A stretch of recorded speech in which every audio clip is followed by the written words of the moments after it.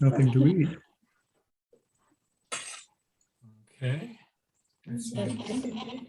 Why a Costco chicken, but there's.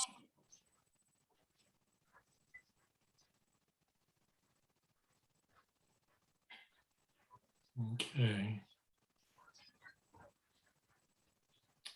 Yeah, okay, the live stream is going. And then I'm going to start the Zoom recording as a backup. Okay, so here we are, ready for the second evening of the Bortle 14 Altaz workshop. Our lineup tonight, we'll start with Mel, who wins the award this year for the longest title of his talk. It could also be the most interesting, we'll find out. Then Jerry is going to talk about making a travel scope. Ed is talking about his clutch release and steering handle. And then we're going to end the evening with Akarsh talking about his adapting plate solving for visual astronomy, which is very interesting. I've had a sneak peek at that. So with that, you should be able to screen share, Mel. I set that up already. Hopefully, there we go. And let me know if the screen share comes through. Yep. It looks good here. And I'd like the presentation to go full screen.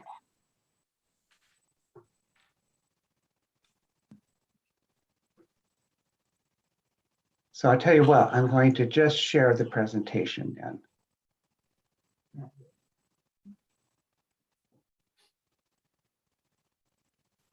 See if this works better.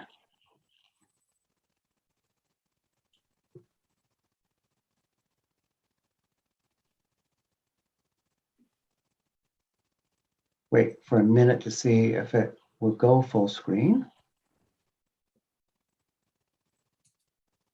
Don't you have to click on slideshow on the bottom? Bottom right area there. Well, I have. Interesting. Let me just restart it. See. Full screen.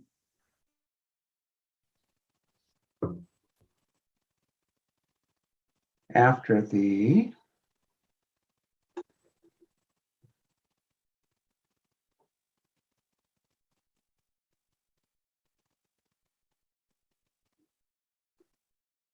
there we go. Interesting. So apparently restarting the PowerPoint after the Zoom began was the trick. So everyone can hear me okay and see my screen? Yep. Okay. So a friend of mine emailed me today and said that Rob Brown during his presentation last night was unusually cheerful considering that he had just broken a 16-inch mirror nearing completion. So I got to thinking that maybe he has a special compound that he breathes during such situations. I just joined, Mel, and this is what I see. Perfect timing. And I'm just cautioning all of us that when Rob passes out this elixir, when we break our mirrors, to not put this on the cabinet right next to your mirror operation. Good advice. So now we'll see if this show will advance. There we go. So I'm doing two presentations. The second, in a couple of days, is my hardware talk about the meniscus mirror and a couple of new telescope making ideas I'm incorporating on the telescope. My talk tonight is about insanity. Doing the same thing over and over again and expecting a different result.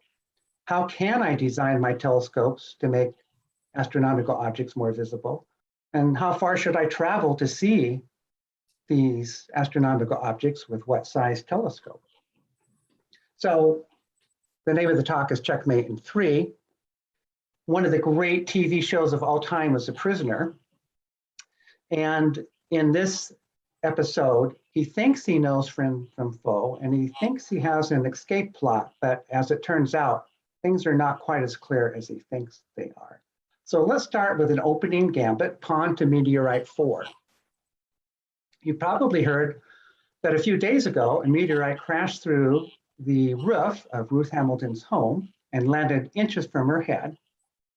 What I was really curious about was that she's quoted as saying that the dog began barking first. I don't know if that's an accurate quote or in the surprise of eyewitness remembrance that it's accurate, but it made me remember a time from the Oregon Star Party many years ago in the early morning hours, walking down a road and seeing a flash of light. And I realized that it was a head-on meteor. And at the same time, as if coming from nowhere, except maybe in the middle of my head, I heard this little bzz, just a little bzz. So sometime later, I posted my account on a meteor forum, and in those days, people hearing meteors were not considered very seriously, so I was appropriately chastised. But now, so many people have heard them that it's beginning to be taken a little more seriously. The explanation that seems to make the most sense in my case is an electrophonic meteor. And in this case, the ionization creates VLF, very low frequency waves that propagate forward at the speed of light, so it's nearly instantaneous. And they can cause large metal objects next to you to vibrate and create a very low audible frequency. And guess what? When I saw that at the Oregon Star Party, I was right next to that giant metal dumpster. So with that in mind, when the Leonid meteor shower occurred, I listened all night and all I heard was the howling wind and the incredible cold. So, of course, we know that in Sylacauga, Alabama, Ann Hodges was hit by a meteor, but did you know that the meteor actually exploded above her house? Julius McKinney found a fragment, sold it, bought a home and a new car. Now, I thought that meteorites, when they landed, were the ownership of the property they landed on, so there's probably some story there. But did you know that our house was located in front of a cinema called the Comet Drive-In, which displayed a neon sign of a comet falling through the sky? Now, I'm not suggesting that we all find the nearest Comet Drive-In and move there, increasing our odds of finding a meteorite next to our head. Don't think it quite works that way. But, truth is stranger than fiction. All right, so our first match, aperture versus Bortle. So what is a Bortle? Well, Bortle is a subjective rating of the night sky's brightness. It's 20 years old now. And you can notice on the right, it's a plot of the sky brightness in magnitude per square arc second. The first three levels have to do with dark skies. The next three levels transition through suburban skies, and the bottom three levels are the urban skies. My experience is that sites are typically not just one Bortle level. For instance, where I live, I can often sometimes see the Gegenschein. At the same time, I see the light domes of cities. So that is not a Bortle 1 site. So I conclude that I should just pay attention to the narrow part of the sky that I'm observing in and figure out what that is. And in fact, there's a wonderful tool, lightpollutionmap.info, where you can predict what your sky pollution might be. It's not perfectly accurate as you zoom in, and of course the transparency and particulate matter in the atmosphere makes a difference. But here we are for the Oregon Star Party, where I heard that meteor once so many years ago, and it's listed as a class 1 site with SQM reading of 22. So to understand object detection, first we should look at the objects that we observe. The Saguro database is, I think, an excellent intersection between objects in terms of catalogs and objects that amateurs like to see. And you'll notice that, not surprisingly, it's filled with galaxies, but somewhat surprisingly, planetary nebula are the second most common object, then bunches of clusters, and then bright nebula and clusters of nebula only at 63. Well, I know that there are hundreds and hundreds of bright nebula out there, but somehow they're just not making it into our catalogs, and we can't see them or don't want to see them. So I devised a simple algorithm based on contrast. That's the object. And since the object is coming to us through the sky, you have to include the sky background brightness. Divided by the sky background brightness, that's the contrast to the object. And then the apparent angular size. We know that the larger the apparent size, the more easily seen the object is. And I divided that into 6 classification levels from impossible to very easy. A classification bias in us and studies show that we like 6 levels, and I like 6 levels too. So all these investigations use a 10-inch aperture as a starting point. So first of all, let's just look at the Bortle levels and the database to see how well matched up they are with each other. Here, I'm just dividing the objects into those that are viewable and those that are impossible. And if you notice on the left, for the dark sky Bortle levels 1, 2, and 3, there's not a lot of difference. In the middle, though, we undergo this tremendous transition through the suburban skies into the final 3 levels, 7, 8, 9, where it's just the reverse situation. Most of the objects are impossible and very few are viewable. Maybe the detection varies by object type. Wouldn't you think? I did that open clusters would be more visible in light polluted skies than maybe galaxies.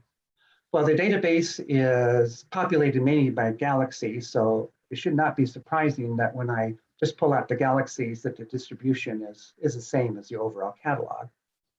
And you'll notice in these graphs that they're just parallel vertical stacks of the 6 different levels: impossible, very difficult, difficult, moderate, easy, and very easy. But look at the open clusters. Around the Bortle level 4, 5, and 6, they also undergo a transition from pretty easy to impossible to see. I would have thought the open clusters would have survived a little bit more. The bright nebula on the right seemed to do a little bit better through Bortle 4, and then after that, it's just disaster. So I conclude by this that on a large aggregate level, that object detection does not really vary by object type that much. So now we have enough information to answer the question, how far should I drive for darker skies? So investigating the database and playing around with different apertures, I found that a doubled aperture best matches Bortle 4 to Bortle 1. So Bortle 4 equals Bortle 1 if the aperture is doubled. It's not an exact fit, but you ought to see the matches for other apertures. It's not even close. So there we are. Going to darker skies is worth an aperture of half the size. But another way to look at this is how much do Bortle levels degrade object detection? And so I wrote a tool in my Newtonian telescope designer where you can input an object from the Seguro database, and it'll tell you what the detection is across Bortle levels and apertures. And almost all the objects follow the same slope. And that is where 1 Bortle level degrades the detectability about 1 level. And you can see there that on Bortle 3, you drop down to Bortle 4 from moderate to difficult or easy to moderate. So an observing thought, inspired by Howard, is maybe we should observe in whatever size we have, and then finish off our observations by driving to a Bortle 3 or better. Now, I'm not going to get into the debate tonight whether Bortle 1 is worth it compared to Bortle 2. I'll just note that in aggregate, Bortle 1, 2, and 3 are very similar to each other in object detectability. I find it very counterintuitive to say. So is there a question? Okay. So let's go on to our second match then, aperture versus magnification, or what pupil. So on the left vertical stack is the 6-inch with various magnifications, and then matched up by magnification is a 13-inch.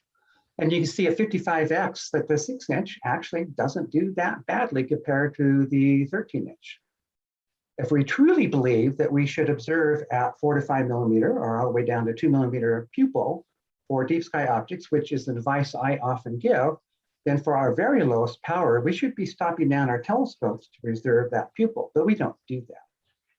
And the reason I think is that on the right, you'll see a graph showing the actual size of the eye compared to 10 and 12-inch telescopes. And the answer is, from the eye's perspective, they're both humongous gargantuan apertures. And so between 10 and 12 compared to the eye, it doesn't matter that much. And if you can puff up the magnification in the 10-inch, it may look pretty close to the 12-inch. So here we go. This is a graph showing how I think. And so you can keep comments to yourself that this shows that my brain is quite a scattered mass. But the way I started with this is that in the center, you'll see two yellow circles. And the top one indicates the wide angle eyepiece with a large eye pupil. And the smaller one underneath that is the narrow angle. On the left is aperture, and on the right is field of view. So we take those red arrows and we start with a constant aperture. It makes sense to us that looking through a wider angle eyepiece at a larger eye pupil, we'll get a larger field of view. And if we follow that red arrow that descends down through the narrower angle eyepiece and a smaller eye pupil, we'll get a narrow field of view. But so what? Well, I also plot the Etendue, or the overall light flux coming into your eye, just graphically as it is, from the greatest Etendue as the most white, all the way down to black, the less Etendue. So then on the far left, I wrap around what I consider, or what I'm trying to do now in my observing, which is I try to find a series of telescope sizes that I use at lower power in each scope size. And then when I get to my largest telescope, I switch to eyepieces and go up in magnification, knowing that that costs me Etendue as I go up higher and higher, but that's the best I could do. And magnification keeps up with aperture, as I'm just showing pretty well. So as an example, here's a Tulip Nebula, but I want to direct your attention to the Cygnus X1 shock wave. And if you can see my mouse, I'm outlining the arc of the shock wave right here. Further, you can see what would you call it? The outburst that leads the shock wave a little bit right here coming. But while this is with a 25-inch, look over here at the 6-inch. So there's a hint of the shock wave right here. Not much, but it's just a little handheld 6-inch telescope.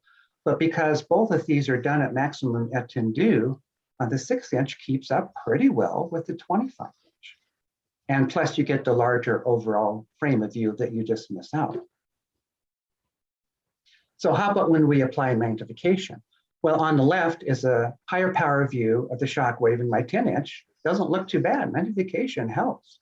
And on the right, a higher power, somewhere around 300 to 500 power in my 25-inch. The shock wave actually shows some nice detail. It shows a double arc here, and you can see the beam coming up here, and it's brighter over here. And so magnification helps too.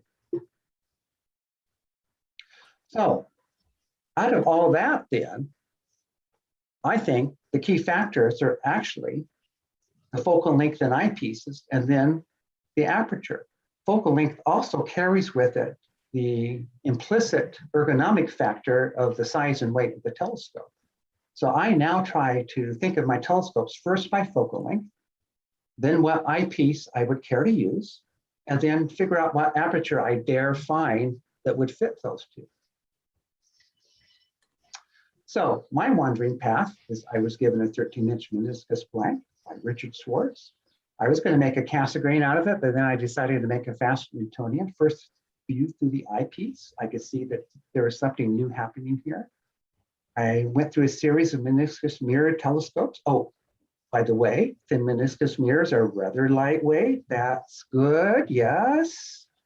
And this has led me to seeing new objects and old objects in new ways.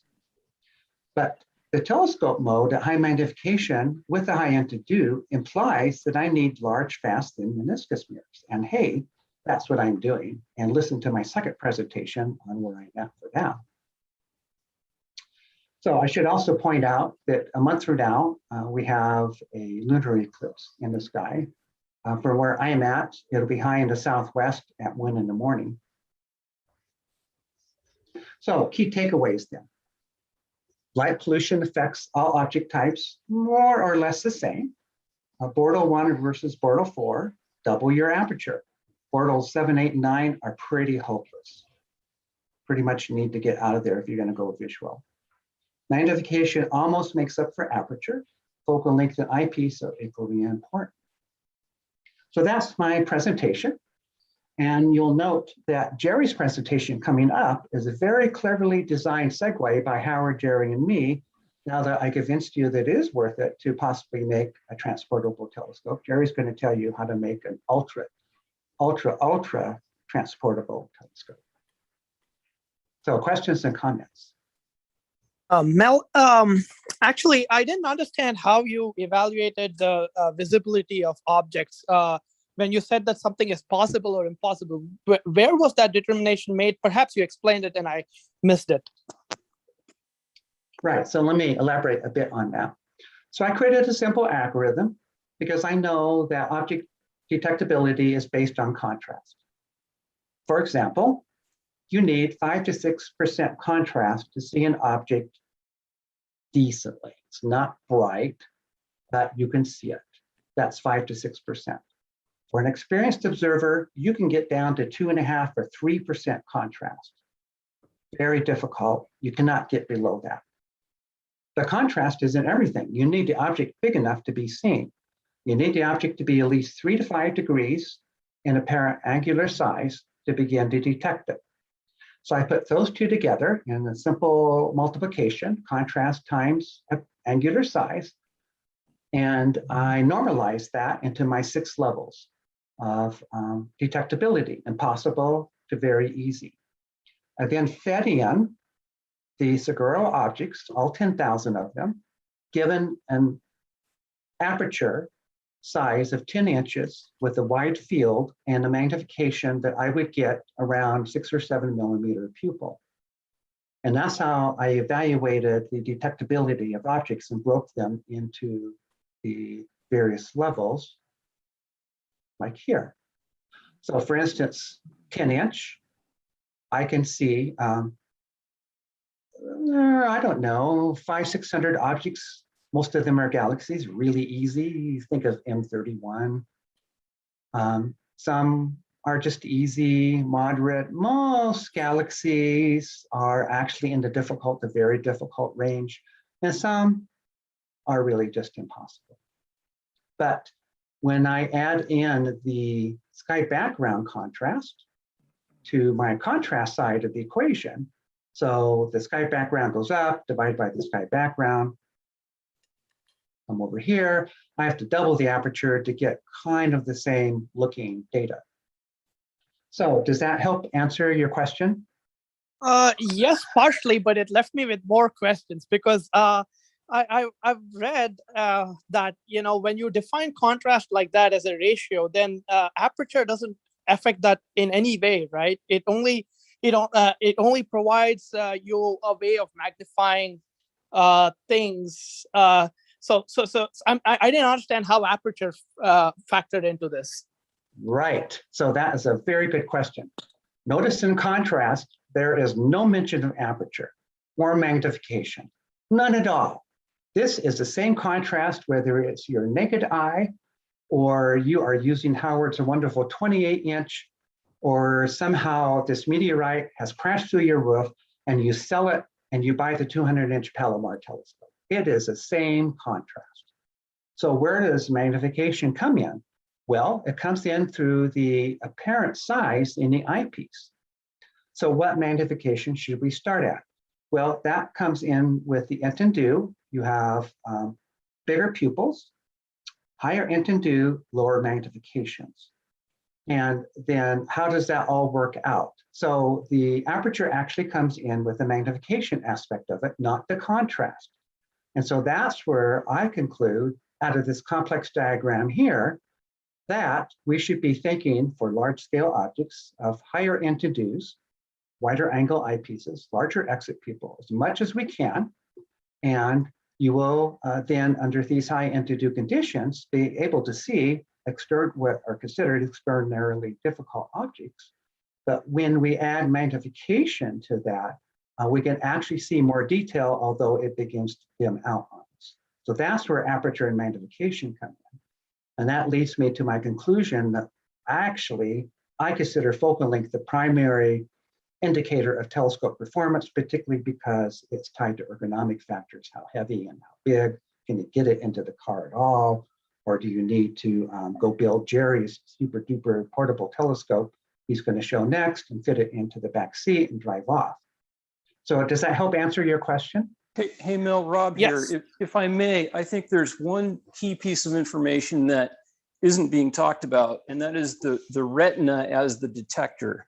And that's why magnification is so important. You need to cover enough rods and cones for your retina and your brain to actually detect it.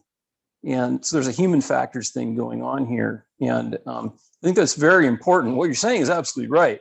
But to just give you the insight there, when you start thinking about the eye as a detector, that's the key. And I would love to see a retina model in here somewhere. That'd be awesome. I don't know if that's appropriate, but. Well, that's really getting off into the deep end. And, Sure. you know, what I will say is, besides the ugly fact our retina is built backwards, there's this tremendous processing that goes on right behind the retina before it goes off to the V centers of the brain. And we do know that to get to the V centers of the brain, the retina processes and decides if a signal ought to be sent based on how many of the cells in the retina fire off. And we need an apparent size, angular apparent size of about 3 to 5, maybe 6 degrees to begin to convince the eye-brain combination that there is something really there. So that's all wrapped up inside this angular size in the eyepiece, which is really all about us and our eyes, as you say, Rob. Hey, Mel, one more quick question. I really love this subject, that it's something that I really want to, understand better. But I realize I don't have a lot of the background that, to fully comprehend what you're saying. Do you have a blog or something somewhere write up about this that I can later contact you for? Yes, you can. If you go to my website, what I have been doing is, if I could just take a moment, and I will go over here. So what I've been working on as another huge project is my new designer. And I have all these designers, visual detection, eyepieces, to all helping me decide how to plan or predict telescope performance. And in here, I have a whole series of articles, basically sharing what I know. So you might want to start there and look through some of these articles. I will say that 2 things. It's taken me a long time to come to understand this. And every time in my life when I thought I have understood it, I've been wrong. So I'm not saying that this is all wrong, but I'm also saying that it's not all right. But at least it's the starting point of where I can say, here's what theory says, and here's how it matches up to the observations of the eyepiece, of which I've spent 50 years doing. And this is how I'm using this to predict telescope performance. So I would suggest you start with my web pages, and in particular, the Nuke Designer. And then when I haven't explained it very well, or I'm wrong, please don't hesitate to contact me, and I'll fix it, or I'll try to explain it better. Okay, thank you, Mel. That's something. I'll start with your website then. Thank you. Hey, Mel, this is Chris. I have a question about how if you have taken into account the paracore, 2-inch and 3-inch versus the faster mirrors, and how that affects the focus onto the retina. Yes, so I have coma corrector option in all of my calculators. So I'll just show the one here real quick. Note that you could turn on and off the coma corrector. So let's say that you're using the Nikon 17 as your favorite eyepiece. And let's do 6.5, because I think that's closer to where my eye is now. And let's say I want to know what I really should do for M42, which I know is less than a degree, but it's framed nicely by a degree field of view. So I'm going to put in the true field of view at 1 degree. So I need somewhere in the low 20s, and I need a focal ratio of 2.6, where the coma corrector bumps it up to 3, and I get a really nice Etendue number. So I do keep that into account in all of my calculators, and you have the option all the way through the designer to turn that on and off. So if I could just do one more real quick, it'll take just a moment, and I'll do the Nagler. Here we go. I love this eyepiece, the 31 millimeter. Don't need a coma corrector. Let's say my eyes are being really optimistic. And so here it says I need 21 inch scope at about a f4.4 or better. How about if I really am honest about where my eyes are today, maybe more like a 4.8 and a 20 inch. Oh, I've made that mirror that Jerry has now.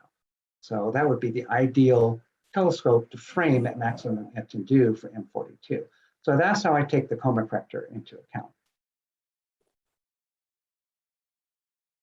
I can attest that that is in fact the perfect telescope to view M42 with.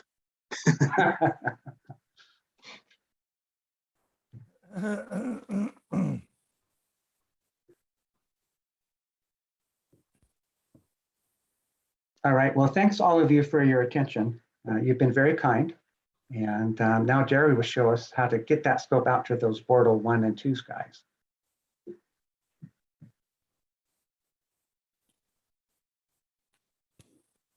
I was muted. Howard, do you have anything you want to say before I take off? Actually, I think Howard might have taken off. Okay, well, I'll just go ahead and share my screen here and start talking about a travel scope that I just built this summer. And there we go. I assume we're sharing screen now, right? You guys see everything? Yes, no? Yep. Yes. Yes, okay, good. I wasn't seeing or hearing a thing from anyone. Okay, so anyway, here's what I got. I am, whoop, I'm gonna back up.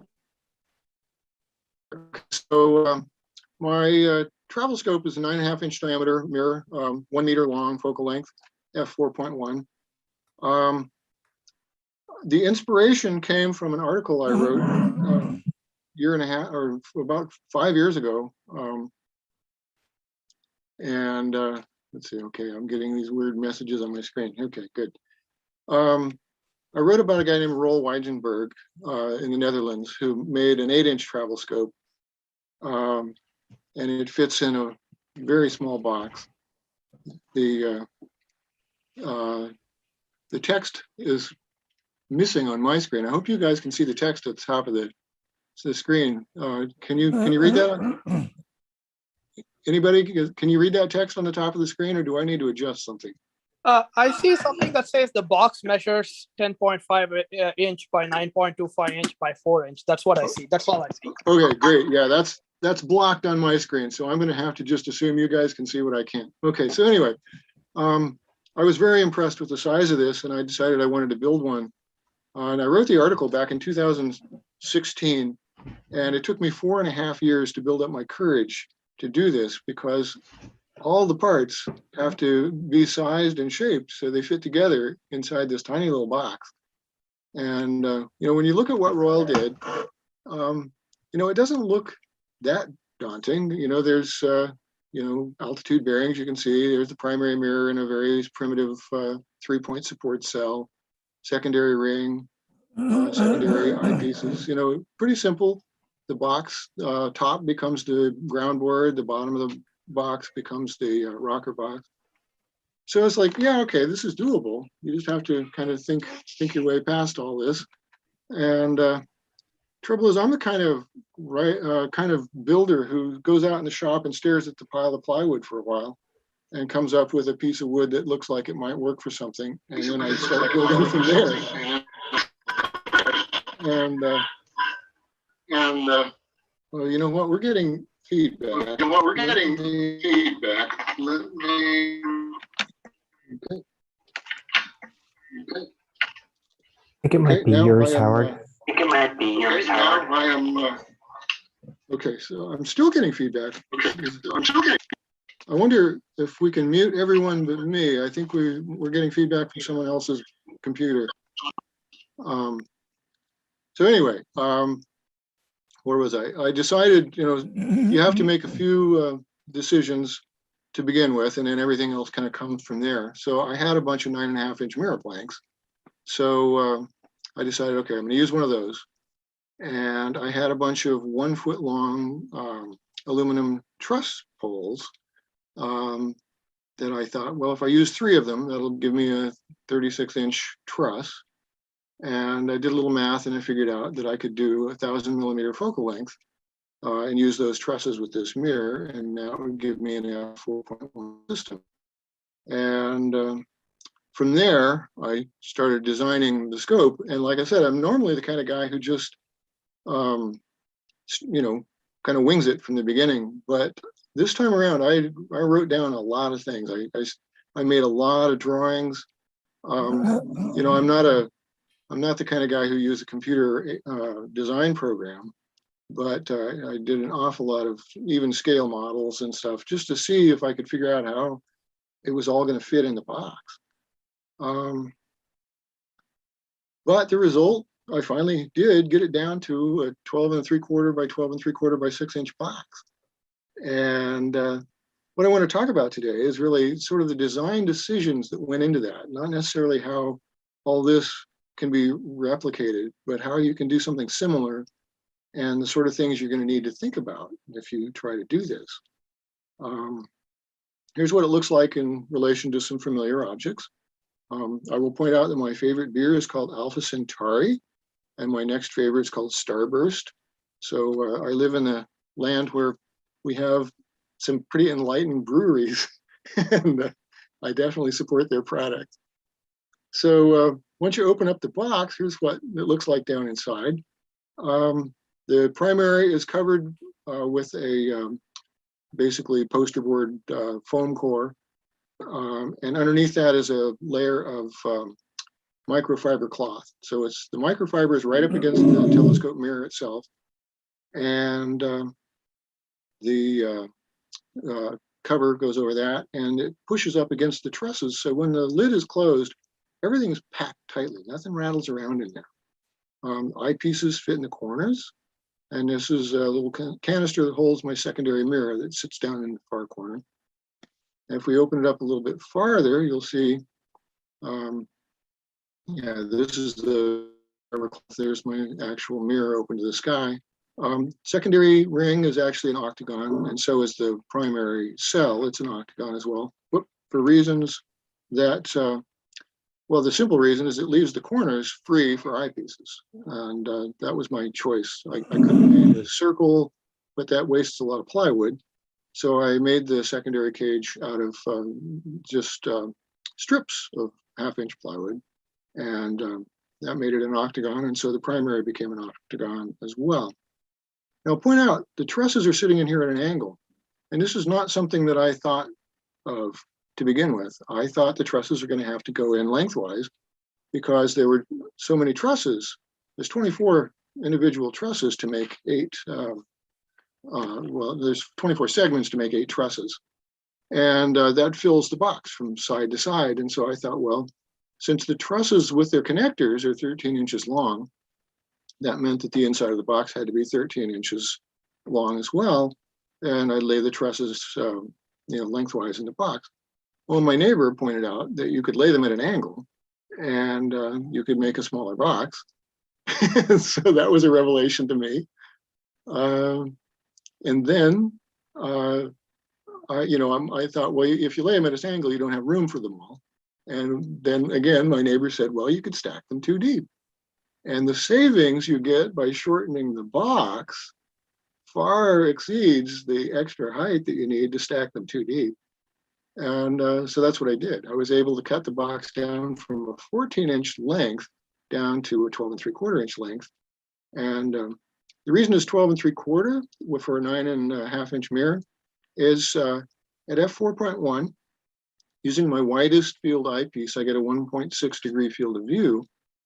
And that means that the upper cage, the inside diameter, has to be 9/10 of an inch larger than the diameter of the mirror in order to not vignette my widest field view. And so for a 9.5-inch mirror, that means a 10.5-inch opening. And I'm using 1/2-inch plywood, so that's an 11.5-inch outer diameter or outer width of the secondary ring. And I gave myself a 1/4 of an inch. You can see a little gap there, so that it will actually fit in the box easily. It won't squeak its way in and out. So that's what determined the size of the box. So it had to be at least 12 3/4 in both dimensions. So I laid the trusses in at an angle to where they just touch on either end of the box to hold them from rattling around. And I put the stops in and then a clamp to hold them in place. And well, let's see, I'll get to the stacking order here in a little bit, I think. Yeah, Royal stacked his with the altitude bearings end to end like this, sitting on top of the primary. And he, of course, did use a pad in between the two. I think he used his light baffle for that. But I determined that if I laid my altitude bearing one on top of each other and ran them around the corner like this, and they would go farther than halfway around, I could make larger diameter and longer altitude bearings, which helped immensely with the balance, because the balance point was higher than the center of rotation. It still is, but it's not as far out as it would have been if I had tried to put the altitude bearings in end to end. And my plan was to lay the primary mirror on its cell in the bottom of the box, and then put the put the secondary on top of that, and then put the altitude bearings on top of that. And I had given myself 7 inches of space. Well, 6 inches of space. It was a 7-inch high box to begin with. And I ran out of room. I couldn't stack everything that way. And so it's like, well, how are we going to do this? And it turns out if you stack the altitude bearings first on the bottom and then you lay the secondary on top of that, and I have a little prop over here that holds the secondary level so that it doesn't sag down on this side, I can fit the secondary mirror in the corner, and I can put my focuser, my finder, a couple extra eyepieces, flashlight, and all the hardware in a bag. And then I can set the primary mirror in its cell on top of that, and the collimation bolts stick down inside the secondary cage, and it saves an awful lot of space. It gave me an extra 1.5 inches. So I was able to cut the box down from 7 inches to 6 inches. So the internal dimension is 5 inches of space in there, and everything fits. So my first night out with this, I set it on the ground on a carpet, and I discovered I'm way, way too old for this. So I don't bend down that well. I don't get up and sit down as often, as easily as I used to. So I decided, okay, it's going to have to go on some kind of a bench. And so I had this workmate bench, and I cut the legs down to where it was a convenient height to set the scope on. You know, I could observe from an observing chair at the zenith or on the horizon. And so this kind of package. And so I'm going to show the assembly of the scope on this. And so the first thing you do is you take the top of the box, take the trusses out, and you set it on the workbench. And you'll notice it's resting on one single point here. It's a very gentle curve, but it's actually just resting on one point. It's resting on 2 points in the back. And let's see, let me back up and show you the curve. Yeah, here you go.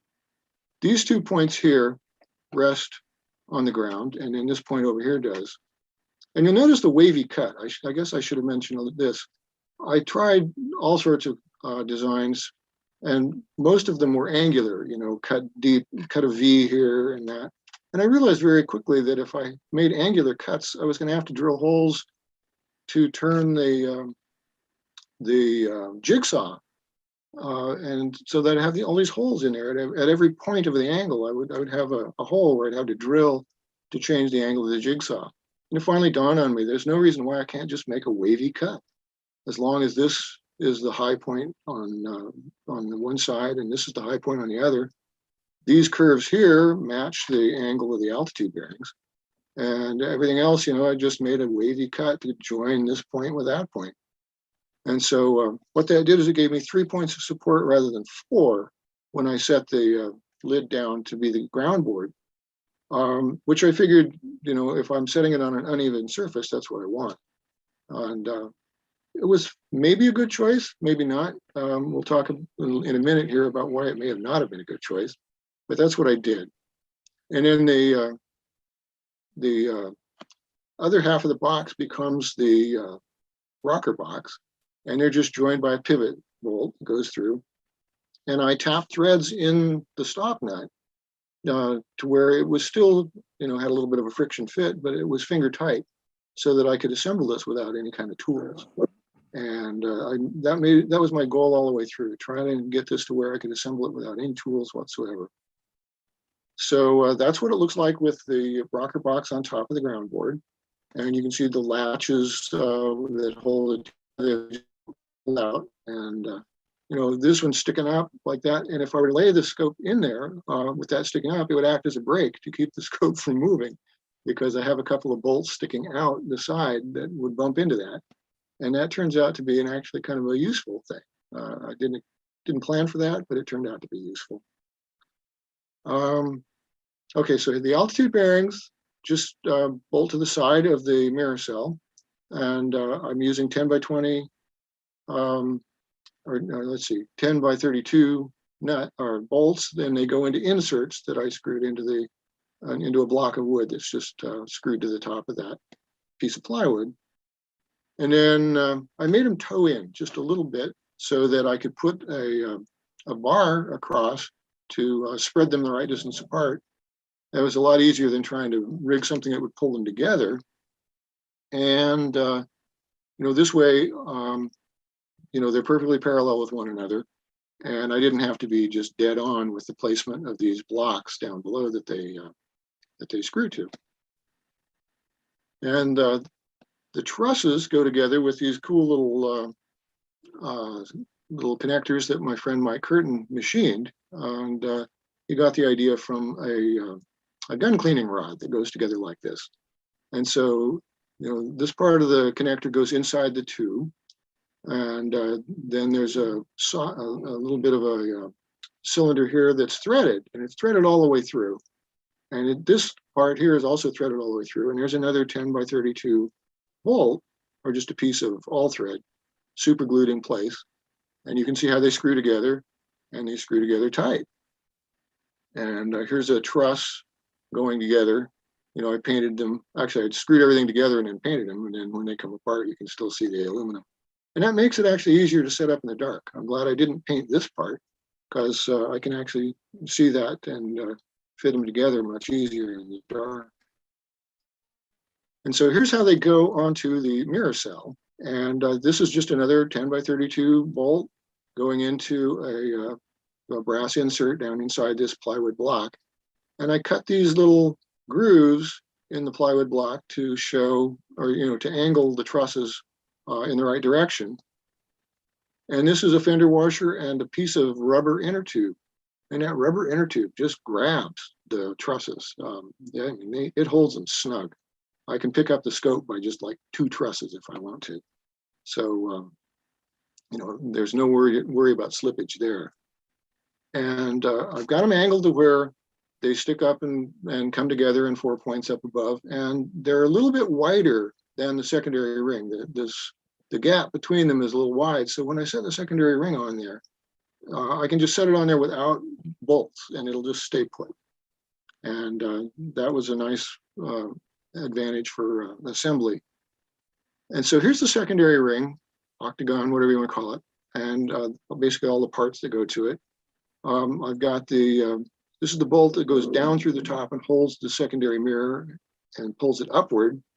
This is the adjusting plate that sits down below, and these are the adjusting screws that stick upward. And this is the focuser, and the little bolts that hold it in place. These are T-nuts that stick through a piece of very thin plywood from the backside, and then they stick into holes down inside here. So the T-nuts actually go into the wood down here and really hold it snug. and then the bolts just lock it in place.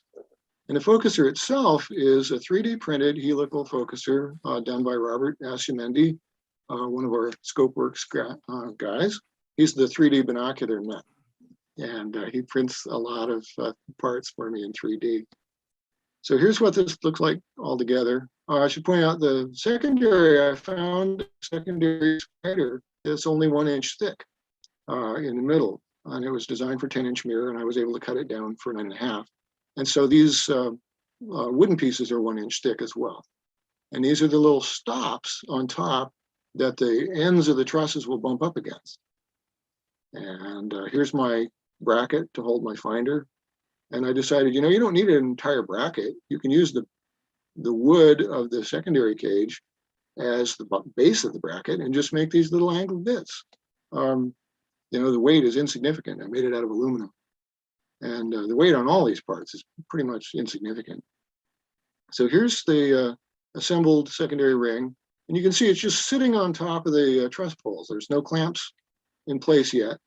And, you know, like all the truss poles don't go underneath there by themselves, but enough of them do to where nothing falls off. I can just set it up there while I go get the bolts. And here's what the bolts look like.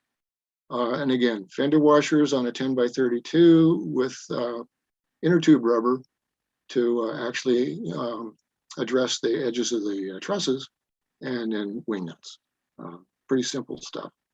And when you set it in place, if you just push down while you're tightening the wing nut, it seats the ends of the trusses up against the stops. And you know, the scope actually retains its collimation quite well from setup to tear down to set up again. You really don't have to fiddle with it much as long as you're careful to make sure that the trusses hit the ends of the stops, both on the top and the bottom. So the secondary mirror, I've got it in this little protective case, and I angled the top to match the angle of the secondary in case that I could actually use that space for something, and it turns out I can. It makes room for the extra bag of rubber bands that I need for bungees. And so here it is coming out of the case, and this is microfiber cloth. And I point out, you know, when I put the mirror back in the case, I dust it off with the microfiber cloth. So it's totally clean when I reassemble the scope. And I do the same with the primary. So far, no sleeks. I don't think I'm damaging the mirror in the slightest by doing this. And the mirror winds up absolutely clean when I'm observing. So I'm kind of considering whether or not I could do this with all my other scopes too. I don't know. So yeah, when you put the secondary in place, you know, this is that free bolt that we saw earlier, just sticking down through the center of the secondary spider. Screws into a 3D printed angled cylinder that, again, Robert Asimendi printed this for me. And he made several different ones of different thicknesses and infills. And it turned out the very lightest one was totally sufficient. It was certainly robust enough to hold a secondary mirror. So it weighs 1/3 of an ounce. And you know, there's my finder. It's a split pupil finder. You look through this lens at this arrow, and that focuses the arrow on infinity. You look over the lens at your target at the same time. It's called a split pupil because you're actually splitting your pupil with that lens. You're looking over the lens and through the lens at the same time. And it's a really, really nice finder, and it weighs a whopping ounce. And my focuser, the whole focuser with the wooden part and the bolts is 1.5 ounces. And that 3D printed helical that Robert made for me is only half that weight. It's 3/4 of an ounce. The eyepiece at 9 ounces weighs more than, well, not the entire secondary combined, but it weighs more than all the other hardware for sure. I think the entire secondary is about 1 pound, you know, with the cage, with the mirror and the eyepiece and all.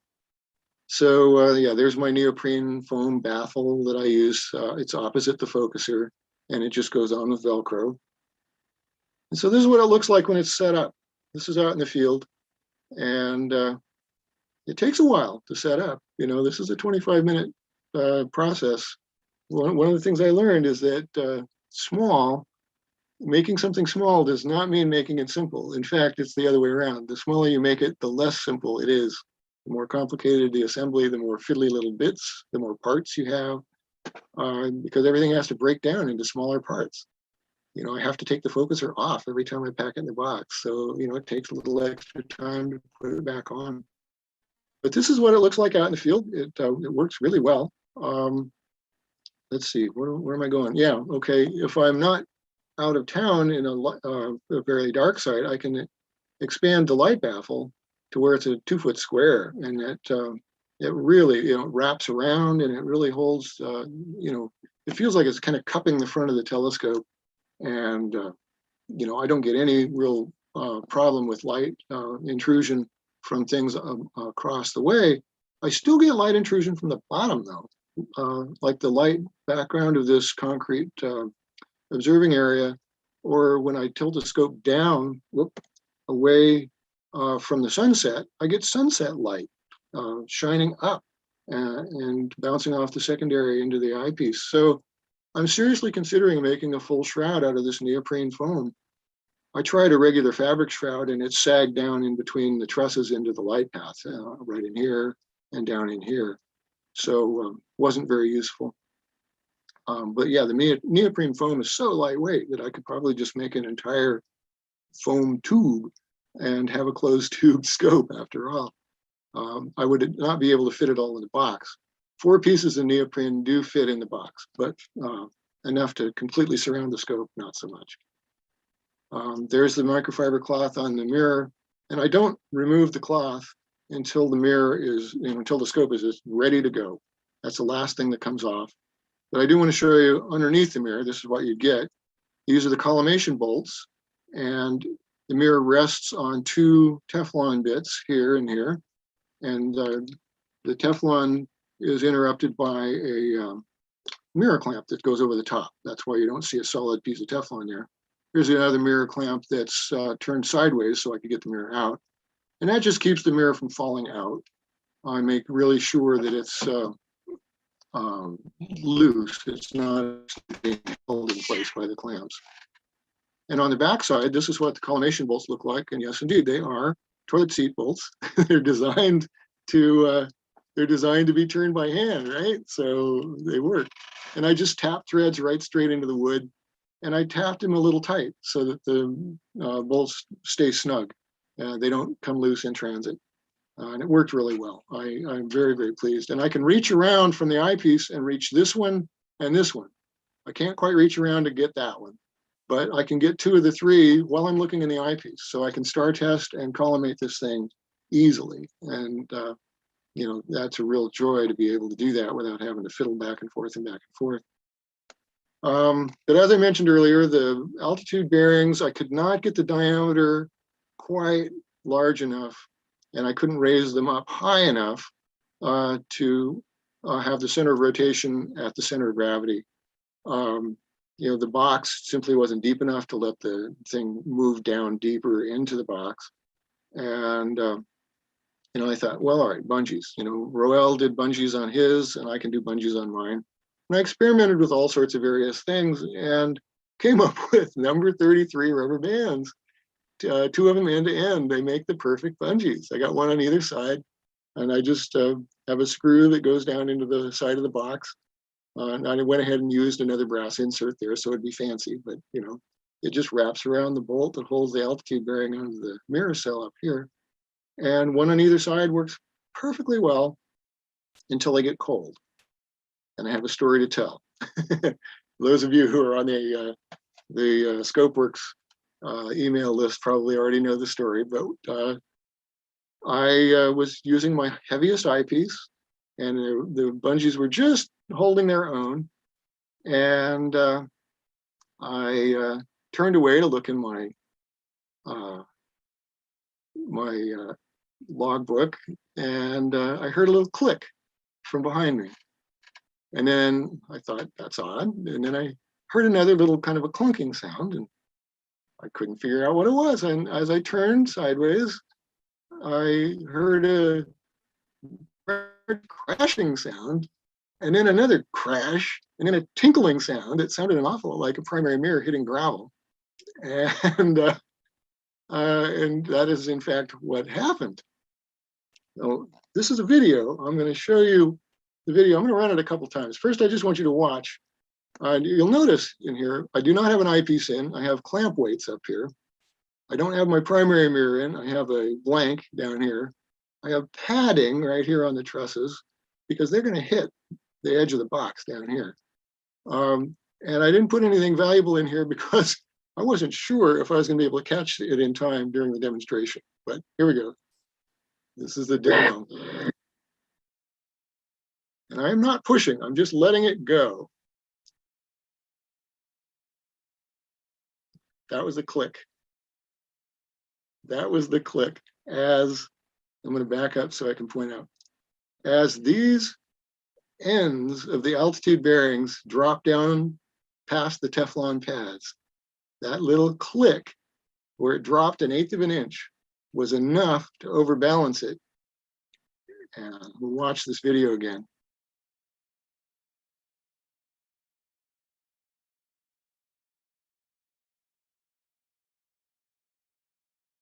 And you'll notice where it rocked. It rocked on that curved surface right there where I was so smart to make 3 points of support instead of 4. And so the line of no return between the front and the corner and back runs right here. And my center of gravity is clear over here. So it just went right on over. And then of course the bungees pulled the rocker box and the ground board down on top of it. And the impact was enough to knock one of the mirror clips loose, and the mirror fell out and landed on the ground.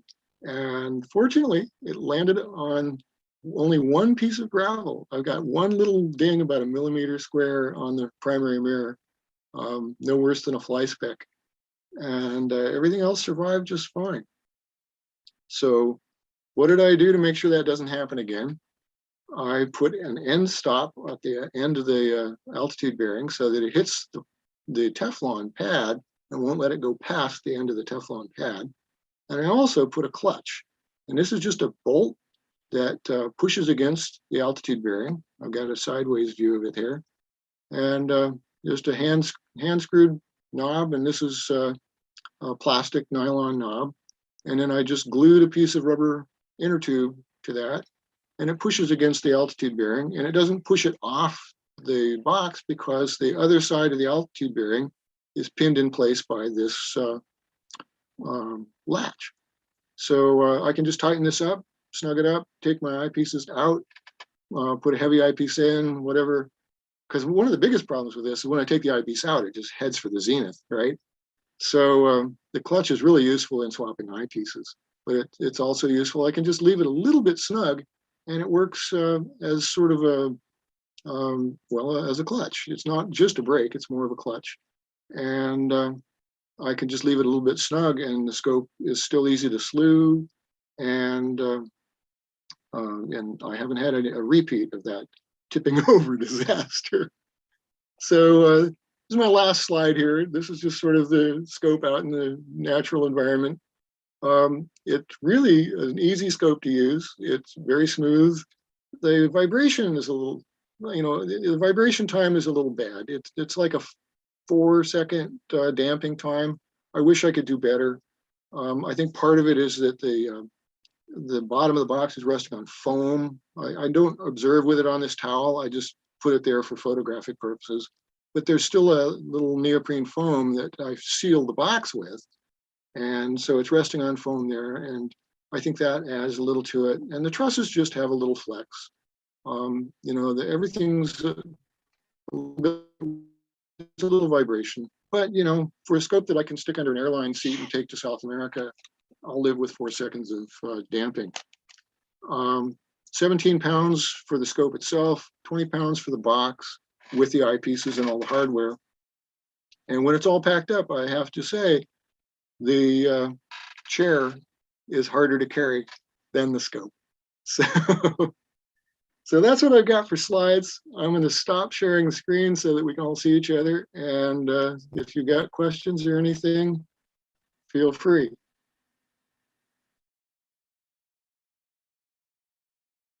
I'm not hearing anybody. Anybody got questions? I'm going to take my earphones out. Maybe I'm not. Have to unmute here. Thank you, Jerry. Thank you, Jerry. So I saw your presentation to the Eugene Club about this, and it was interesting to see a close-up of how you clamp the truss tubes to the mirror cell and to the cage. It was much clearer, and because I was kind of wondering about how exactly those were fitted together. You know, So, it's one of those very things. clever. I probably spent 2 days just thinking about how that was going to work. And I wanted something simple, you know, and I didn't want to have to drill a wood block and cut a slot in it the way the obsession clamps go. And I knew that most of it, you know, any kind of a bolt I used was going to have to come completely off because I didn't have room in the box. Because if I left the bolt in place, I wouldn't have room for the eyepieces in the corners of the box, you know, so everything had to be designed to come apart and go into a bag. So yeah, it turned out just a bolt with a piece of inner tube on it was sufficient. I was really pleased that the solution was that simple, but it took me a couple of days to get there. And in fact, most of the design decisions. How did you cut those washers? How did you cut the washers out of the inner tube material? Just with scissors? Yeah, I cut squares the right size first, and then I just clipped corners off of the squares, just turned them into octagons, and then I cut the corners off the octagons until they were round. Essentially, they're probably not as round as they look like in the photos. So they look very round in your pictures. So good. So Jerry, yeah, got a question, Jerry. If you can hear me, yeah. Did you? I may have missed it, but did you say how much the mirror itself weighed? Boy, you know, I don't really know. It's 5/8 thick and 9.5 inches diameter. I'd guess just a couple of pounds. It's uranium glass. I discovered when I got a pile of these blanks, they were kind of a yellow cast, and I thought, this is weird. What glass is yellow? And I started looking it up, and it turns out the only thing that really matches both the color and the index of refraction is uranium glass. So yeah, I tested this with a Geiger counter before I started grinding. I wanted to make really sure I wasn't going to be generating radioactive dust. But it turns out I have a coffee mug and a banana that were much more radioactive than the glass. So I figured it was probably pretty safe. Hey, Jerry, there's a question on YouTube from my friend Sanat. He asks, could you tell a bit more about the foam material that's covering the primary and how it's made? Oh, yeah. Okay. Yeah, that foam cover, it's just a 1/4 inch thick foam poster board. And, the board sits flat on the surface. And then I have little uprights that are just the right thickness to allow the closed cell foam to go in between, or not the closed cell foam, the microfiber cloth rather, to go in between and compress a little bit, but not, if something pushes hard on the cover, the legs around the edges will hold it.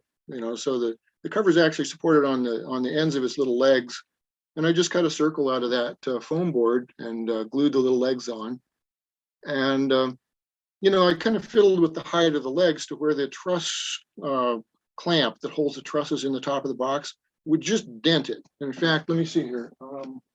Yeah, I don't know if you can see. Nah, the shadows aren't right. But yeah, this is the thing. I'll hold it out. You can see just those little feet.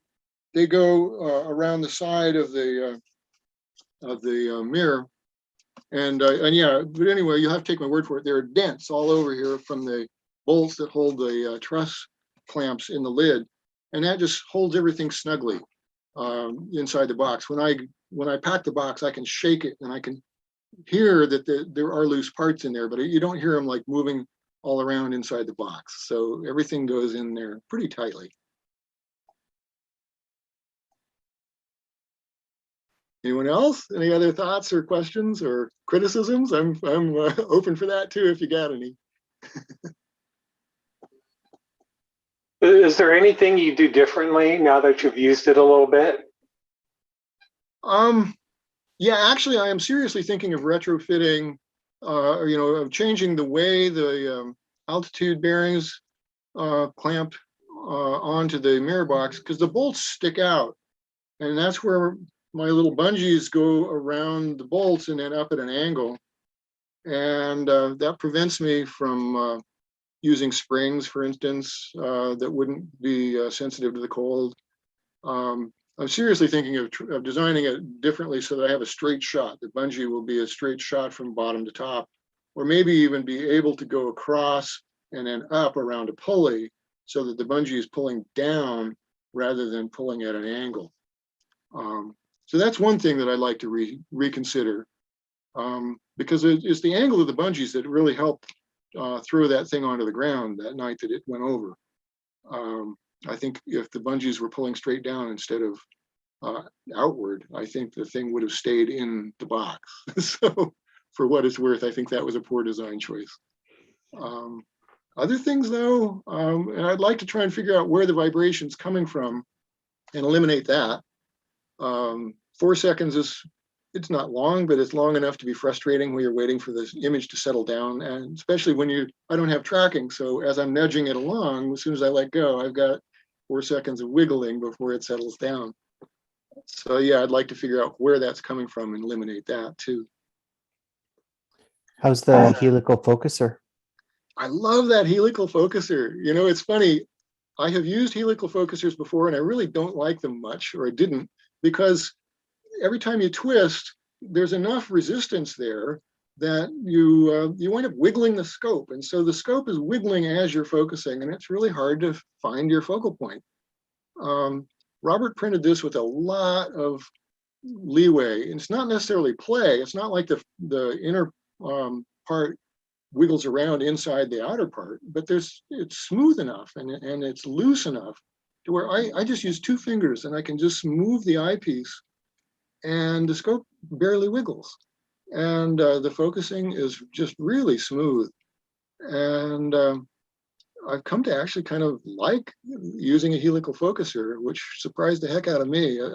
I thought this was going to be a sacrifice that I would have to make in order to make it lightweight and small. And it turns out, no, I really like it. One thing I'll point out about the focuser, there's only about a 1/2 inch of range. You know, I figured where my focal point would be, and it's right on the outer edge of the secondary cage. The focal point's just right on that edge. And that lets me get that eyepiece just as close as I could, which lets me use the smallest secondary mirror that I could. And I just made sure all my eyepieces were parfocal. And I told Robert, you know, just give me a focuser that will give me a 1/4 inch one way or the other around that focal point, and that's what he did. And I have not yet encountered an eyepiece that I want to use in this scope that I can't come to focus with. So works really well. Hey Jerry, Joe Mungo from Dallas. A couple questions and comments regarding your telescope sitting on the table. Are you concerned about knocking it off the table, like in the dark, or having somebody else, you know, if you're doing like public observing or something, knock it off? Have you considered anchoring it to the table? The thing is, it's on that. I'm using that neoprene foam as a sealant between the, you know, in the gap between the top and the bottom. And so when I'm resting on the table, that neoprene foam is what's touching the wood, and it's really grippy. You'd have a hard time pushing the scope off of that. So pushing it off the table is not really an issue. Tipping the entire system over is kind of an issue, but the table has pretty wide legs and there's 4 of them. So it's a pretty stable workbench. Yeah. So far I haven't had any trouble with it, but you never know. You know, it's one of those things you do worry about in the dark. Yeah. I tend not to worry about myself, but other people, right? You know, walking into it or something. But, yeah. I might put some glow in the dark tape around the edges or something just to kind of help people see where the edges are. Yep. Yeah. You mentioned something about, you know, light coming in from underneath, you know, basically from behind the mirror. Like, I've got some experience with that in the sense of, you know, like on my telescope, a lot of telescopes, it's not octagonal shape, it's round basically underneath there. Right. And and like I've seen people, and I've actually tried it, like putting like an annular ring a little bit bigger than the diameter of your mirror. A ring, because you can save weight. Why cover it? You just cover what you need to, and kind of it creates a baffle back there a little bit. But you have an octagon, and maybe like the top three facets of the octagon, you can maybe like put some of your foam up there, maybe up there like that. That help you out maybe with a little bit of the light. I don't know about underneath, because that's going to rub underneath maybe as it goes through. I'm not sure, but you can help yourself out there a little bit. I bet it would. Yeah, I think that would work really well. The other thought was that I could make a kind of a cylinder that would just go around the mirror and the trusses at the bottom and only stand up a foot or so high. But from the viewpoint of the eyepiece, that cylinder looks like it's angled way outward. And so it would sort of act like an annular ring around the outside too. I haven't tried either of those things, but it's easy to test, right? Yeah, that's it. I've got a big roll of neoprene foam. So. Hey, one last question. With it being a travel scope, maybe try to take it on an airplane. Have you actually gone through TSA security checks yet with it? And what's the reaction? I have not done, and I live in fear of that moment, because they're going to want me to put it together to prove that it's a travel scope, and it's going to take me 25 minutes to put it together, and another 25 minutes to put it back in the box, and I'm going to miss my plane. Yeah, cool. But, well, I actually have some experience with that. Yeah, because I have a 13-inch travel scope, and taking it to Hawaii from Portland was really interesting, because in the Portland airport, they had no idea. Right. What's this round mirror for? What are all these bits and pieces? But what I had thought of in advance is that I took a picture of the assembled telescope beforehand and printed it out. 8.5 by 11. This is a telescope. That's smart. And they went, oh, okay. So then I didn't have to put it together. Now, when I got to Hawaii and they look at it, they go, is this a telescope? It's like they see them every day. This is a totally different thing. Well, they probably see more telescopes coming into take Hawaii. A picture. Oh yeah. I think it's a fairly common thing. Yeah. So take a photo, print it out, and put it in there with all your stuff. I will so do you it. can Well, show in fact, it to them.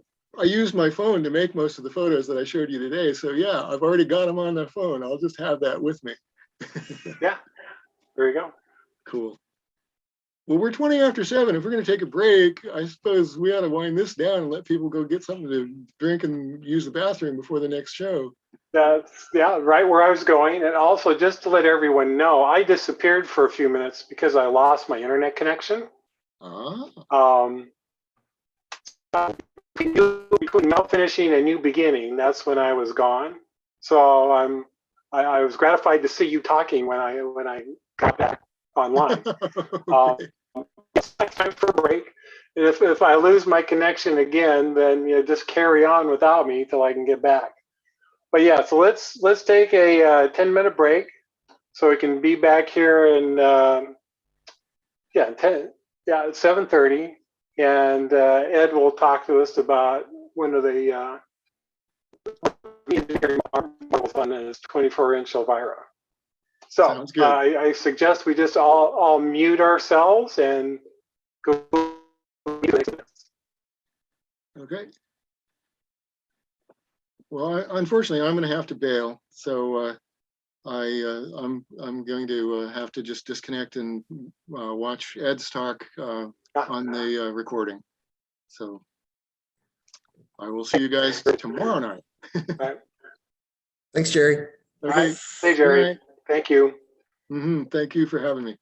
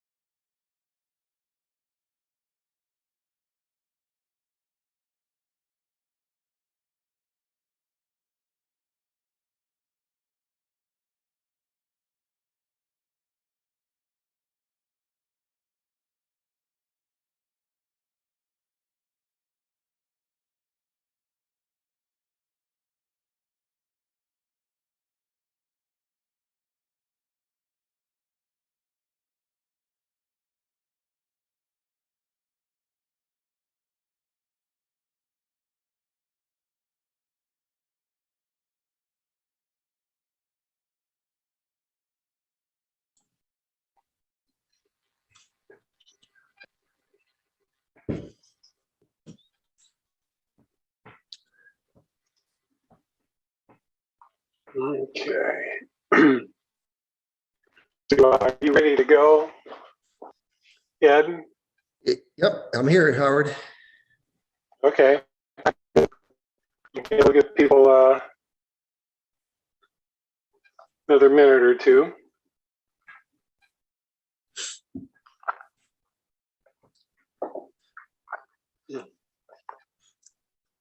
Akarsh, if you Judy can made hear me. some homemade.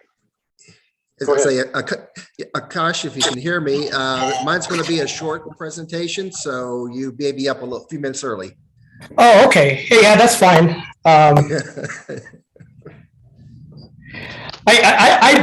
imagine that you'll have so many questions after that it won't be short. What you've done is remarkable and marvelous, you know. Thank you. I Thank agree. you. Yep. Akash, you might want to go into your audio settings and manually reduce your volume on your microphone. There's a lot of distortion. Ah, I see. Okay. Is it better now? Oh yeah. That's much better. Yes. Okay, perfect. Thanks for that feedback. I might need that during the talk as well, because for some reason my audio settings have been all over the place. Typical Linux. So Howard, when the break started, I heard something about recording stopped. Have you got it recording still? Yeah, we're going to start it up here again. We can start it right now.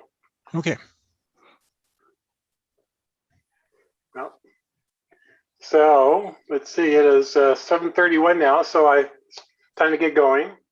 So Ed Allen is going to talk to us about what might seem like a trivial matter, but he has a clutch release and steering handle on his 24-inch Elvira scope, which is in the background. You can see behind him there, which is, I mean, you have to actually try it to really understand how incredible it is and how revolutionary it may turn out to be. Of course, you can say that about almost every other part of its scope as well. But this kind of stands out for me. So I'm going to let him go ahead and I'll be quiet and take it away, Ed. Okay. Do you have good audio? Okay. If everyone can hear me, then I'm going to go ahead and do a screen share.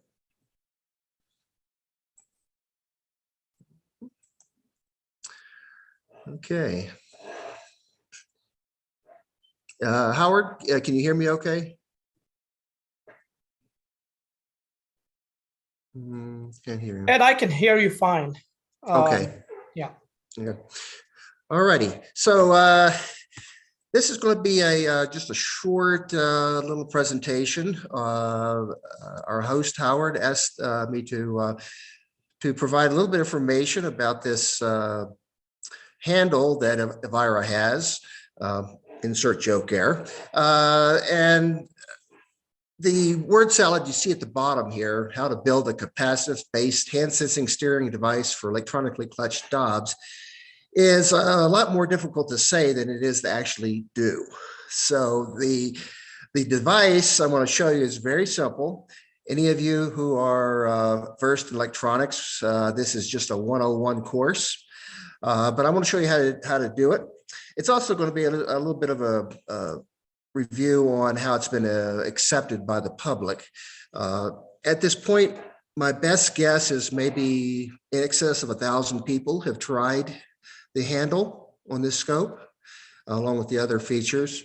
So I've gotten a lot of feedback over the past 4 years. And for instance, just an example, Jeannie Clark, when she was trying it, turned to her husband, Tom, and said, "Why don't we have this? I want it." And that's pretty typical of the responses I've been getting. So let's see if this slideshow works. Okay, is it going to work? All right, let's try clicking it. Okay, so this is one of the many comments I've gotten from folks. This was right out of the starting gate. I've heard this maybe 100 times. folks compare it to power steering for a Dob. What it means is when this electronically controlled handle is coupled with the electronically activated mechanical or electromechanical clutches, it changes the way a scope behaves, particularly a larger scope, and it makes it very, very easy to maneuver, including around Dobson's hole, low altitude, et cetera, et cetera.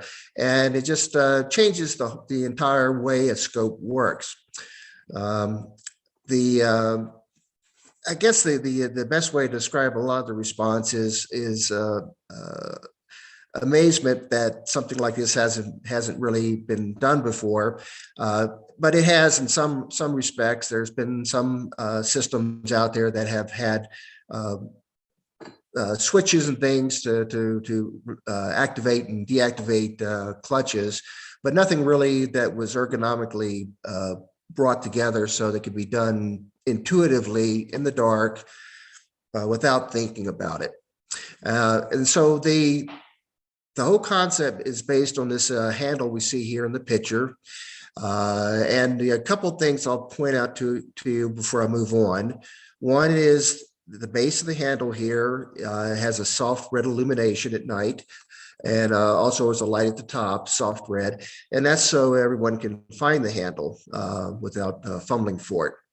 And the second thing is up here on this little junction box, there's a little soft red LED that indicates that the handle has been grasped or activated, which is also good for just a diagnostic. Okay, so this project started out about 4.5 years ago, and I didn't even know if it was going to work. And that's why the scope I built has so many of the more common features that we normally see, like the large trunnions, et cetera, et cetera. But the concept of doing a electronic clutch was so new to me that I didn't know if it would even work. And so I wanted to make sure I had a path backwards so I could build the scope in a more traditional method, with stiction and friction, John Dobson's movement principles. And as it turned out, it worked so well that I was able just to continue going forward. But that's one reason why you see some of the legacy items on the scope, like the large trunnions. Today, I'm not going to talk about the mechanics of the clutches so much, the clutching itself. I'm going to talk more about the electronics and the things I've learned in the process of making this thing work just intuitively. So like any good ATM project, it started out with rummaging through a scrap bin of parts. I found this handle and pulled it out and started thinking about it. It came from an old hammer drill that was no longer with me. It has a couple of properties. It works particularly well. It has obviously an intuitive grip. You can see how to grab it. It's strong and it's plastic, and it had some glass reinforcement inside the material. It's hollow in the middle, and it's non-conductive. It means that it will be compatible with electrostatic fields. And it has a nice little nut embedded in the top here for attachment, which made it really easy to attach to a extension coming off the telescope. The other thing that worked out really well, it's easy to clean. I use little Clorox wipes. And in the state of the pandemic, that's been very, very helpful, just pulling out a Clorox wipe every now and then and wiping everything down. But that's all just kind of intuitive, built into this simple little handle. So that part of the system did not need to be reinvented. Getting into a little more detail, obviously what I had to come up needed to augment the electronic clutching. The first thing I had to do was define or limit a sensing area. And I found out later on that ideally it has to have a grasping or holding area. And the hilt, which is up here at the top, works particularly well. And I'll talk about that a little bit more as far as that human interface. It has to work with bare hands or heavily gloved, fully insulated winter gloves. It needs to be able to work wet, dry, and all temperatures, and it needs to be 100% reliable. So I found later on that the thumb and index finger could be used for continuous grasping and pointing. It's important that part of the hand stay, part of the hand stay around the handle, because if you release the handle completely, you get a little bit of spring away, a little spring action from your hand, and that will cause movement in the scope at higher magnifications. So I found that the best way to do it was just do a grasp around the handle with the thumb and the forefinger and use any one or all three of these fingers here to do the switching. Okay, that allowed me to keep control of the scope, fine pointing, switching, and that's no pressure switching. So there's no pressure when I do this to activate or deactivate it. That also turned out to be important because I tried using mechanical switches, but even the ones with a very light touch, very light pressure would cause a shaking of the scope. So this turned out to be the best combination of pointing accuracy and lack of shaking when you're activating and deactivating the system. Okay, so this is the circuit board that I used. Very inexpensive. These are $7 or $8, I think, from Amazon. There's only one required. So this is the original board, and this is after modification. The board was a little too big to go up inside the handle of the from the hammer drill, and so the board was cut, turned 90 degrees, and resoldered at its 4 little points, and that made the board more compact. While I'm here on this picture, I'll show you one other little feature, in that there's a couple little plastic angles here that hold the wires tightly. It's very important in capacitive touch circuits that all the wiring and circuit boards and everything be rigid, because if there's any flexing here, it can cause false triggers. But these little boards are very easy to work with. This one here is, I don't know, maybe 30 millimeters long by about 25 millimeters in size, very small, and they're very simple. Here's another view of the same circuit board. It's got the little wires passing through, and they're held in place so they don't move around. And you'll see that those little 4 points there, 1, 2, 3, 4, are now turned here on a sideways. I've also taken the epoxy off the top of the board, so the bare copper is exposed. And these are little pieces of foam, conductive foam. It comes, in this case, it came on integrated circuits, but you can buy it in little pieces very inexpensively. But this is conductive foam, and it's adhered to those little copper plates with conductive adhesive. And that extends the electrostatic field. So here's what it looks like when you put it all, before you put it all together. We have the little board with its foam. It'll go inside the handle in the end of it. Excuse me.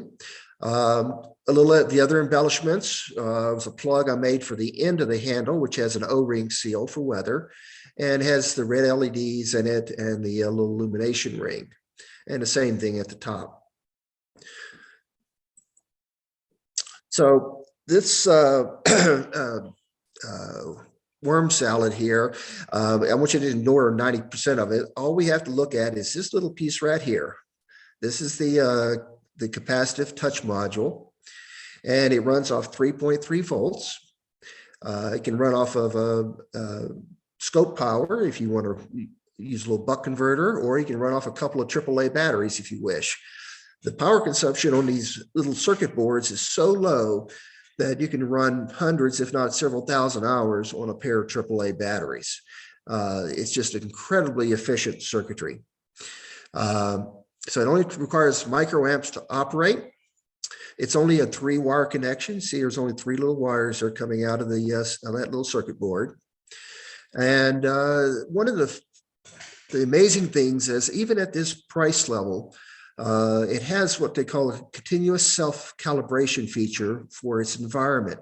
It means temperature calibration, and it also takes care of changing capacitance. It senses it over time. So if your scope gets wet from dew, it doesn't trip accidentally. If it gets cold overnight, it doesn't trip. Those kind of things. In fact, you can spray water on the handle from a squirt bottle, and it won't trip it accidentally. So it makes it very, very reliable, virtually 100% reliable. And you can set these things up. There's little solder points on the circuit boards that allow you to set it for, you know, momentary or latched operation or holding operation. In this case, it's set for to hold with no time limit. So anyway, the little circuit board here is inside the handle. And we have the little lights here inside the handle. And the only part here on this whole rest of this page of any importance is that it runs, or this handle drives electronic clutches. And I needed to buffer that signal going down to the electronic clutches. So we have a little 0 volt, a 3.3 volt line, that's the power going in, and then a little operational output wire. And that feeds a single transistor, a very simple circuit that is used as a logic converter and a voltage buffer. And that's it. Everything else on this page is other stuff, so we'll have to worry about it. Okay, when we get down to the bottom of the scope in the ground board, again, we're not going to worry about any of this except for right here, this little sucker. That's an H bridge, and I'm only using half of it to operate the clutches. So that little handle up top sends a signal down on one wire that goes to the H bridge and tells it to activate. And the H bridge takes care of everything else. It sends out power to the linear actuators, and right here's the linear actuator for the azimuth clutch, and there's another one for the altitude on the next page, which we won't show you here. But the H bridge will send power to the motor in one polarity, and when the handle activates, it reverses the polarity to the motor. And the motor knows where it's at by these little travel limit switches with steering diodes. So it's a pretty simple circuit overall to make an electronic clutch. You got in this case, it's the handle with the single circuit board being fed 3 volts, a little buffer to invert the signal and to send it down to the bottom of the scope, a single channel on a 2-channel, in this case, 2-channel circuit board. By the way, this little circuit board is about $20, I think, here, Amazon, something like that. And then that board in turn runs the linear actuators for both clutches simultaneously. It runs the azimuth and the altitude at the same time on the same circuit. Okay, so here's a picture of some of those boards. Up here is the one we put in the handle, and you can see the scale here, the size.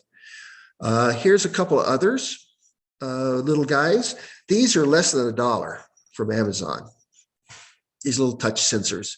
And they work exactly the same. There's 3 wires, plus minus for a battery, like 3 volts, and a single output wire. And that's all there is to them. And they can be used for a variety of things, put into plastic cases and whatnot to make them weatherproof.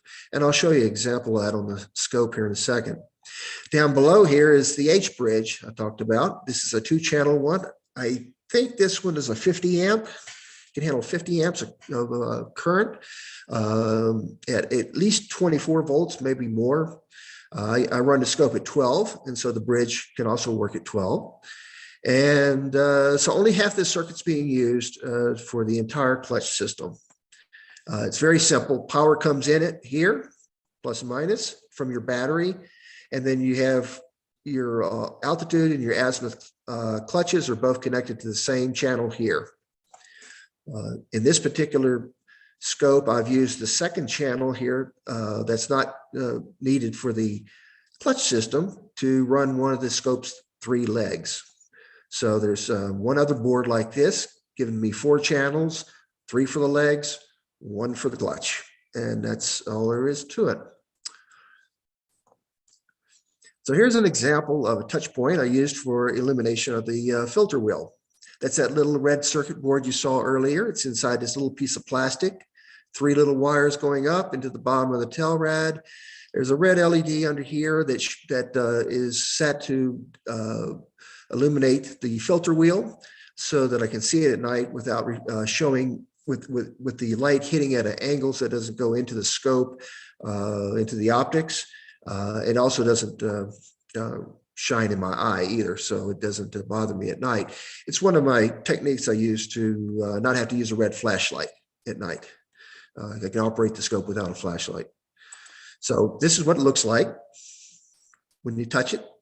It lights up and you can spin the wheel and see where you're at, touch it again, and it's off. Just a little simple on-off touch point. But they can be used for all kinds of things. And again, these little touch points are less than $1 for these little circuit boards. So electronic clutches are not a necessity, but they're definitely a crowd favorite. Everybody seems to love it. I never really thought it would be that popular. Folks seem to see the crawler and things like that because it's an eye catcher from the distance, and that gets everybody's attention. But when they actually use the scope, this is what seems to really grab their attention. The concept of having an electronic clutch system will complement almost any size of Dob, but these newer, faster wide field Dobs, these wide field eyepieces, that's where the power of something like this really comes in, because it gives you the power to sweep. Unlock clutches allows you to sweep around and pan, do circular searches, diagonal movements very easily. So for larger objects, it can be very, very useful. Anyway, that's it. I told you I'd keep it short. And I want to thank everyone for letting me share. Thank you, Ed. To me, one of the beauties of this is that aside from the electronics, you have a dedicated handle to move your telescope with, which I don't really recall seeing on anyone else's big scope. You grab something that's already part of the structure of the scope. So having just the handle was genius, but building in the electronics that control the electronic clutches in your drive. When I first looked at all of this on the Cloudy Nights thread about your scope, it's like, oh, well, that's interesting. That's really clever. But then when I used it at OSP a couple of years ago, I was like, holy crap, this is awesome. You really got something here. And as you've related, that's the response to it from everyone. So yeah, you really do have something here. Well done. I have a question, Ed. How do you reject the thumb and ring finger or whatever is the index finger and detect the other 3? Are you sort of ANDing the signals from the touch sensors, or are they, you said you use only 2 out of the 4 channels, right? Could you elaborate on that? Okay, on the handle, as far as how to sense, you saw there was 4 touch points. They're on that one circuit board. I've matrixed those into a single channel, output channel. Okay, that makes a electrostatic field that's tall and narrow.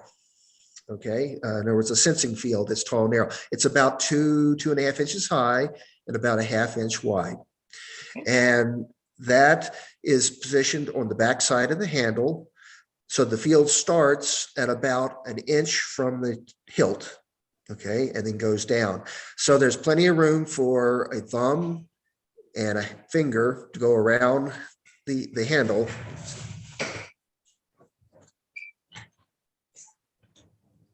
So there's plenty of room for finger and thumb to go around the handle without activating. And then as you bring the other ones down, it activates. So you move it, fingers off, you can't move it. So that's left or right-handed. So that was a really nice demo right there, because we can hear your clutch moving on Zoom. yes, I got the microphone turned way up. Okay, good. So that's how determine that location. And then the handle itself, if I grab it hard, I can rotate it a little bit. I'll give it about, I guess about 60 degrees of rotation or so range. So you can angle that sensing area behind it to get it in just the right location. That's actually pretty critical, get it pretty close to where you want it. And then it works just great. Everybody just naturally puts their hand around it, and it's very intuitive. No instructions required.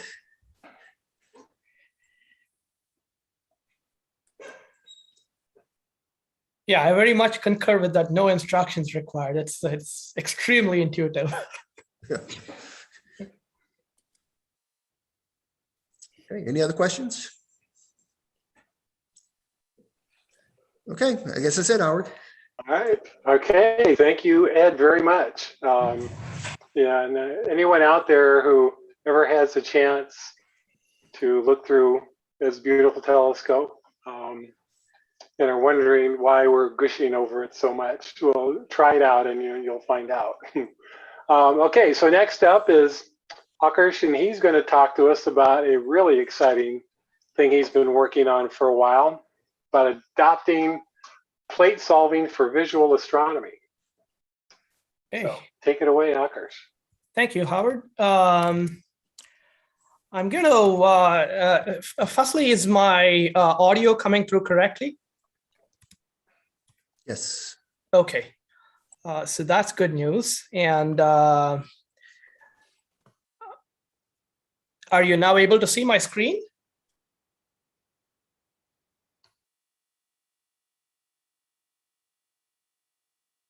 Is my screen Yes, share visible? it's Okay, fine. perfect. Okay, thank you. Yes, so I guess I'll get started now. Okay. So hi, everyone. I've met some of you in person at various star parties. And I did attend the 2019 ALTAS workshop when we actually were meeting in person. I'm really fascinated by the sort of projects people have out here.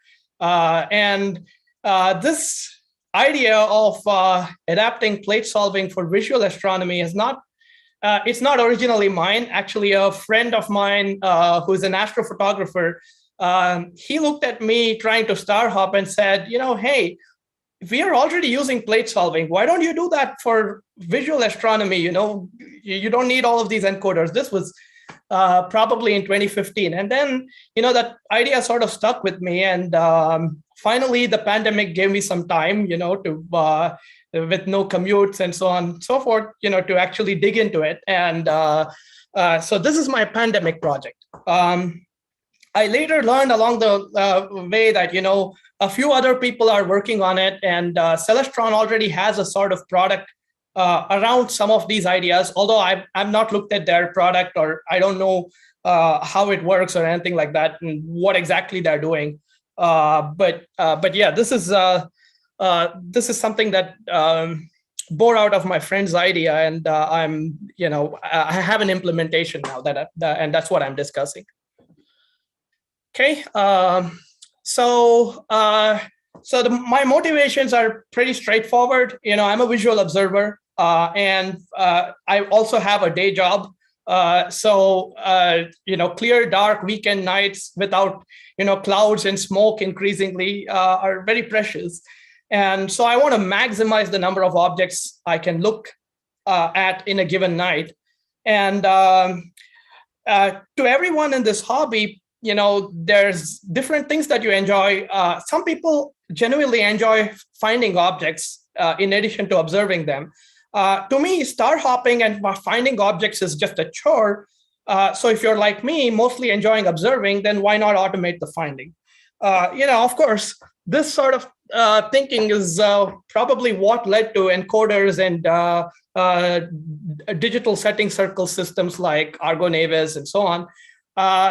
But my distaste, let's say, for encoders comes from the fact that I'm not very mechanically skilled.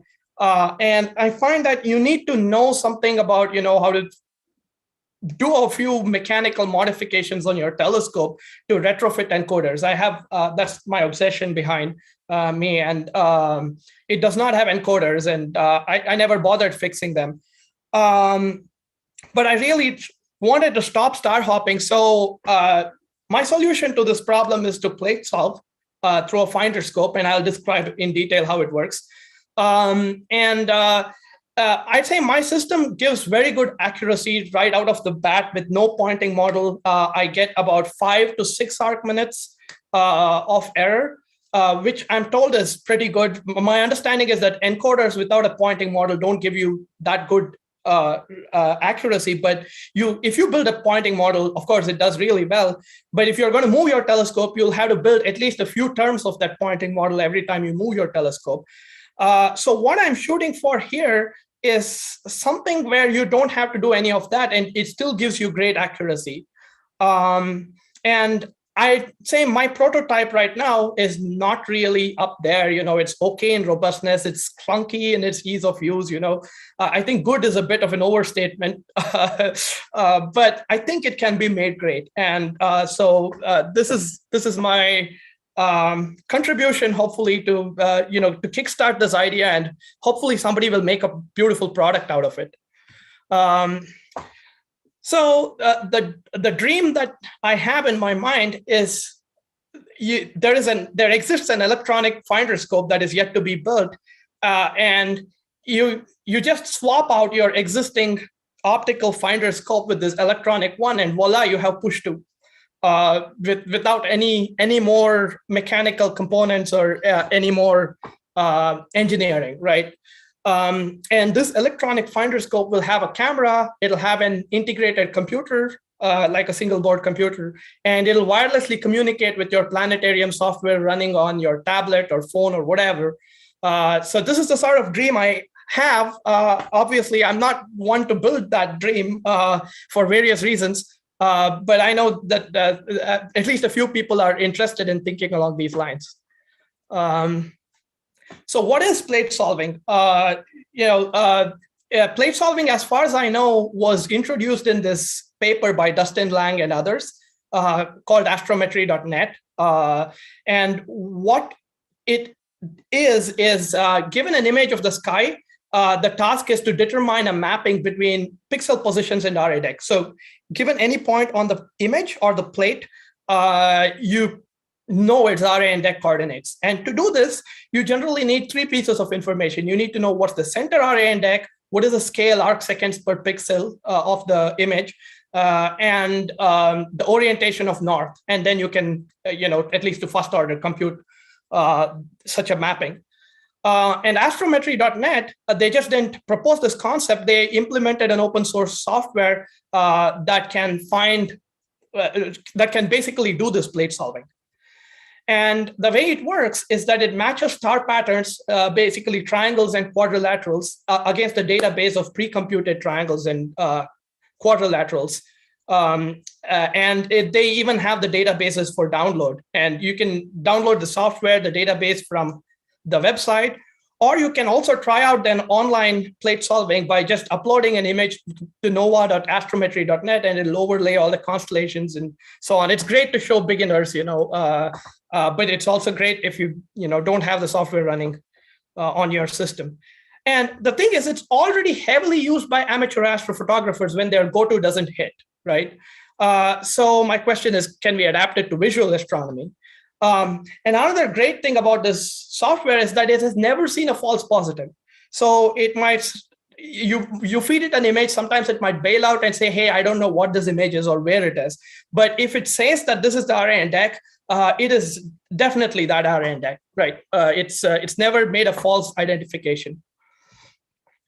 Okay, so here's a video of plate solving. I'm just going to play it. It's a thing that I just recorded on my laptop. So this is a brief video. Oops, to show how I think I forgot to share sound. We are going to plate solve this field. I don't know what this field is. It's just okay. Let me share correctly with sound. Okay. Let me know if you can't hear the video or hear the sound. Something that I had lying around. It's a FITS image. So this is the command I'm going to use to solve it. Solve field is the astronomy. We can hear you, but we don't see anything. Oh, you don't? Here's the FITS image that I'm supplying. Yeah, it's just a black screen. Oh, yeah, no. It's filled up now. Sorry. Here is that it extracted sources using a program. Let me do that again correctly. There's way too many sources because do you see it now? The noise rejection is not being done correctly. And now it's actually going in. Howard, do you see it now? Yep, now we see it. Okay. So it started out as a black screen. So this is I'll just roll the clip again. Okay, rolling. So this is a brief video to show how plate solving works. We are going to plate solve this field. I don't know what this field is. It's just something that I had lying around. It's a FITS image. So this is the command I'm going to use to solve it. Solve field is the astrometry.net program. Here's the FITS image that I'm supplying to it. What it just did very quickly here is that it extracted sources using a program called Source Extractor. There's way too many sources because the noise rejection is not being done correctly. And now it's actually going and matching the patterns of stars that it found against the index files. It doesn't matter that it has found a lot of noise objects. It's going to prioritize the most highest signal ones. Since I had already downloaded the files corresponding to the star patterns, it did not even need to go to the internet. So as you can see, it's solved. This would have taken much shorter period if the noise rejection was done correctly. Here's the center array deck and the pixel scale of the image. And it's also computed the orientation of north. So that gives you a complete solution of the plate, as in given any pixel on the plate, you can map it to an array deck and vice versa, because you know the orientation, the scale, and the center coordinates of the plate. Okay, that's it. That was a sort of video where I just ran the program on a terminal and showed that it computes the array deck of the center. I just want to check I'm audible, right? Yes. Okay, perfect. Okay. Yes, yeah, you're good. Okay. So that's plate solving. Now, let me tell you how the system is in conception, like in theory. And then I will show you my implementation and talk about what is the dream and where I want to go next, right? So this is what astrophotographers are already doing when their go-to does not hit. They have the luxury of having a camera on their main telescope and great tracking for taking those long exposure images. So they can take a picture through their telescope, something we can't do. And then they can plate solve that and find out the array deck at the center of their telescope field, right? And then they have a target in mind, like let's say Orion Nebula or whatever, and they know it's Orion deck from catalogs. And looking at the difference, they can tell how much they're off in Orion deck. And if they're too far off, so it's less than the error is more than a tolerance that they are okay with, then they just send new commands to their mount saying, hey, you're still off by this amount in array and this amount in deck. So the mount goes ahead and corrects, and then they repeat the process until they're bang on their target, right?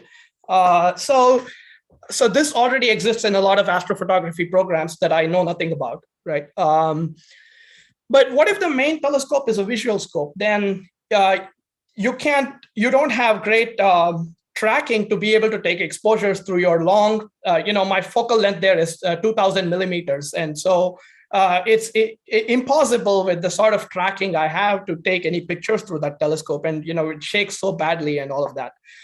So the solution is to plate solve through a finder scope. And that means that just like you would align your finder scope when manually star hopping, you pick a bright star and you align the finder scope manually, you need to establish some sort of alignment between this electronic finder scope, that's basically a finder scope with a camera, and your main telescope. Right, so you need to make a one-star alignment, just like you do in a regular finder scope. Now, this is nicer to me than encoders where you need at least 2 stars. Right here, you can just get away with 1-star alignment. So the way this 1-star alignment works is you center a known star in the main telescope, and then you plate solve through the finder scope. Because it's a known star, its RA and deck. And so once you have the plate solve, you can ask the plate solution saying, hey, on what pixel X, Y is this RA and deck of this known star? So it knows the plate center, it knows the scale, it knows the orientation of north. So it can tell you, hey, the RA and deck of this star is at position X, Y on my finder scope, right? And in fact, most of the times my finder scope is so misaligned that the alignment star is not even on the frame, and that's okay. It might degrade performance, but it doesn't cause any fundamental problems. So in fact, you don't actually need to optically align the finder scope to the main telescope. You just take an exposure, compute the offset X, Y, and as long as the main telescope and the finder scope are rigidly fixed such that they rotate together, this offset remains constant, and so it never changes throughout your night. So here's another visualization of the same thing. So there's the finder scope axis, and there's the telescope axis, and there's an offset, which you can think of as some sort of vector. And as the system rotates, that vector sort of rotates along with the system. So in the reference frame of that system, that vector remains fixed. So in other words, that alignment point X, Y on your camera field, which corresponds to the main telescope's position, remains fixed. Right. The only things that I can conceive of that can cause this position to change are flexure and thermal drift. And I think these are my primary sources of error, especially flexure. Okay, so how does plate solving through a finder scope work? It's pretty much the same as the last flow chart that you saw. You take a picture, but this time it's instead through the finder scope. You plate solve, and instead of reading the RA deck of the plate center, you read the RA deck corresponding to this coordinate position X, Y that you memorized during the alignment. And then the rest of the process is the same. You know the target's RA and deck, you compute the offset in RA and deck, and then you tell your mount to move. I'm still assuming it's a go-to mount. I'm going to relax that soon. So you tell your mount to move until you're bang on the target, right? Okay. So what if you don't have go-to? And I don't have go-to. My scope is on an equatorial platform. I hope to have go-to soon. I'm tired of my platform. But for now, this is the setup I have. So what do you do? Well, it's simple because you don't really need go-to or tracking, even tracking, because the sky drifts 1 arc minute in 4 seconds. So, if I had a software algorithm to compensate for the trailing of stars in my exposure, I would still get within an arc minute of accuracy, even without tracking. But it turns out that it's not that easy right now because the software expects round stars or sufficiently round stars. But I have tracking, so it hasn't bothered me now, but I think it can be relaxed. You can do this without tracking, is my guess. And like I said, the limiting factor seems to be flexure. So, if you have arc minute quality tracking within your exposure time, which is in my case 2 seconds, it's not so much of a problem. But the real problem is actually the push-to part. It's not the tracking part. The challenge is that plate solving takes time, and the best I have managed, is once per 3 seconds. I'm sure this can be pushed down, and I'm going to work on pushing it down, but I don't think we'll get it to the point at least anytime soon, that you get a plate solved position once every 10 seconds. But if you want to push your telescope, you don't know where you are, you don't have a conception like a servo motor does of what 10 degrees is. You want very fast feedback, the sort that the Argo-Navis encoders give you, right? So I'd love to be proven wrong on this fact, this claim that, plate solving cannot be done that fast. I would love to, if somebody could prove me wrong and show that plate solving can be done very quickly. But I haven't been able to do it. So how do you give fast feedback to somebody to push their telescope? So you need some other device. And well, there are encoders, but my entire premise here was to avoid encoders, right? So what else can I use? Well, I said, hey, let me try using IMUs. So what's an IMU? Some of you already know about it. I know Ed Allen has some on his telescope. And an IMU is a combination of an accelerometer, a gyroscope, and a magnetometer combined to give 3D orientation. Basically, it's a 3D orientation sensor. And these devices are everywhere. They're in your smartphones. That's how Sky Safari sort of knows when you move your smartphone where you're pointing, so it can show you in the compass mode in Sky Safari. Yeah, so this is how some map applications also give you navigation instructions, right? So they also use these signals. The problem with these sensors is that they're very fast and they're easy, they're cheap, they're open source and all of that, but they only provide very rough positioning. And so many people have actually tried saying, hey, why don't I drive my telescope from accelerometers? And they find that they're really crap. They give you errors of like 2 degrees, they're unstable. And Ed was explaining to me, they have thermal drift, they have temporal drift if you rely on the gyroscope, all sorts of issues, right? So they're not, at least the consumer grade ones, maybe, they're classified ones that are better that we know nothing about, but the consumer grade ones are pretty bad. So the idea here is combine the plate solving, which is slow but damn accurate, with the motion IMU output, which is fast but rough. And so the idea is that plate solving can keep recalibrating the IMU such that you get fast moving instructions, but every time the IMU drifts, plate solving is saying, hey, this is the right position, right? So that's what I've built. But now we have more things to align. We just complicated the problem because there's a third axis to align, which is the IMU's axis.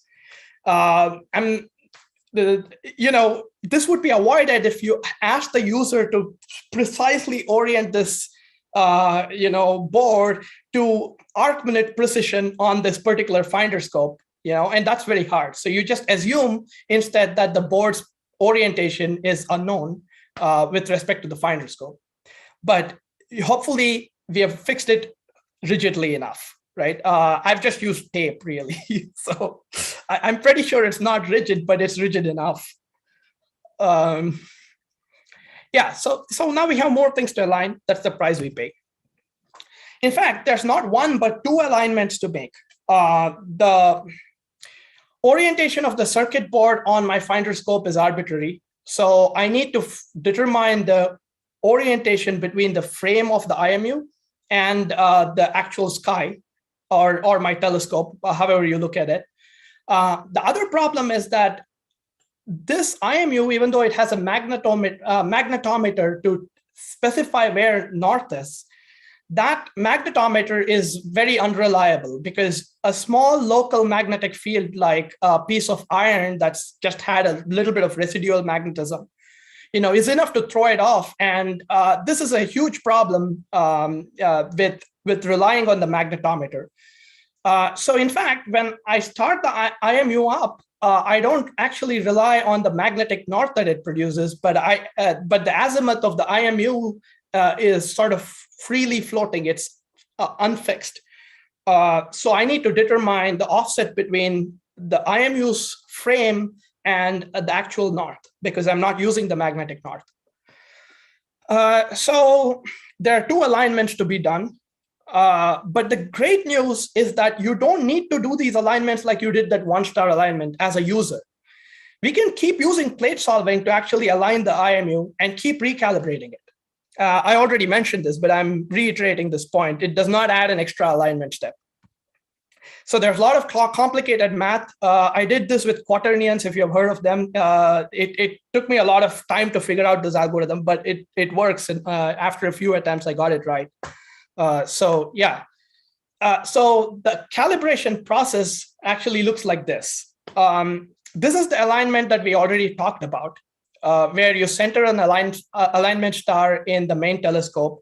You capture through the finder scope and compute this plate offset and memorize it, right? And that plate offset is actually, believe it or not, good through the night pretty much, unless you have like crazy thermal drift.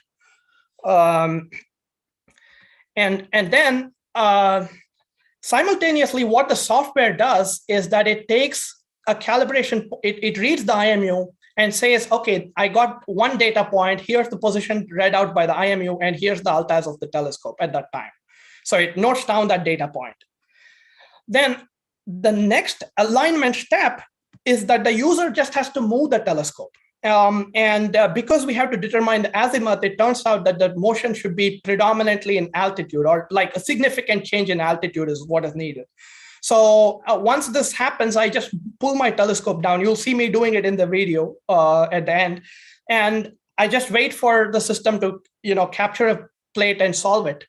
And so it now has a second alignment point because it has read the IMU and it has determined the position of the telescope from plate solving.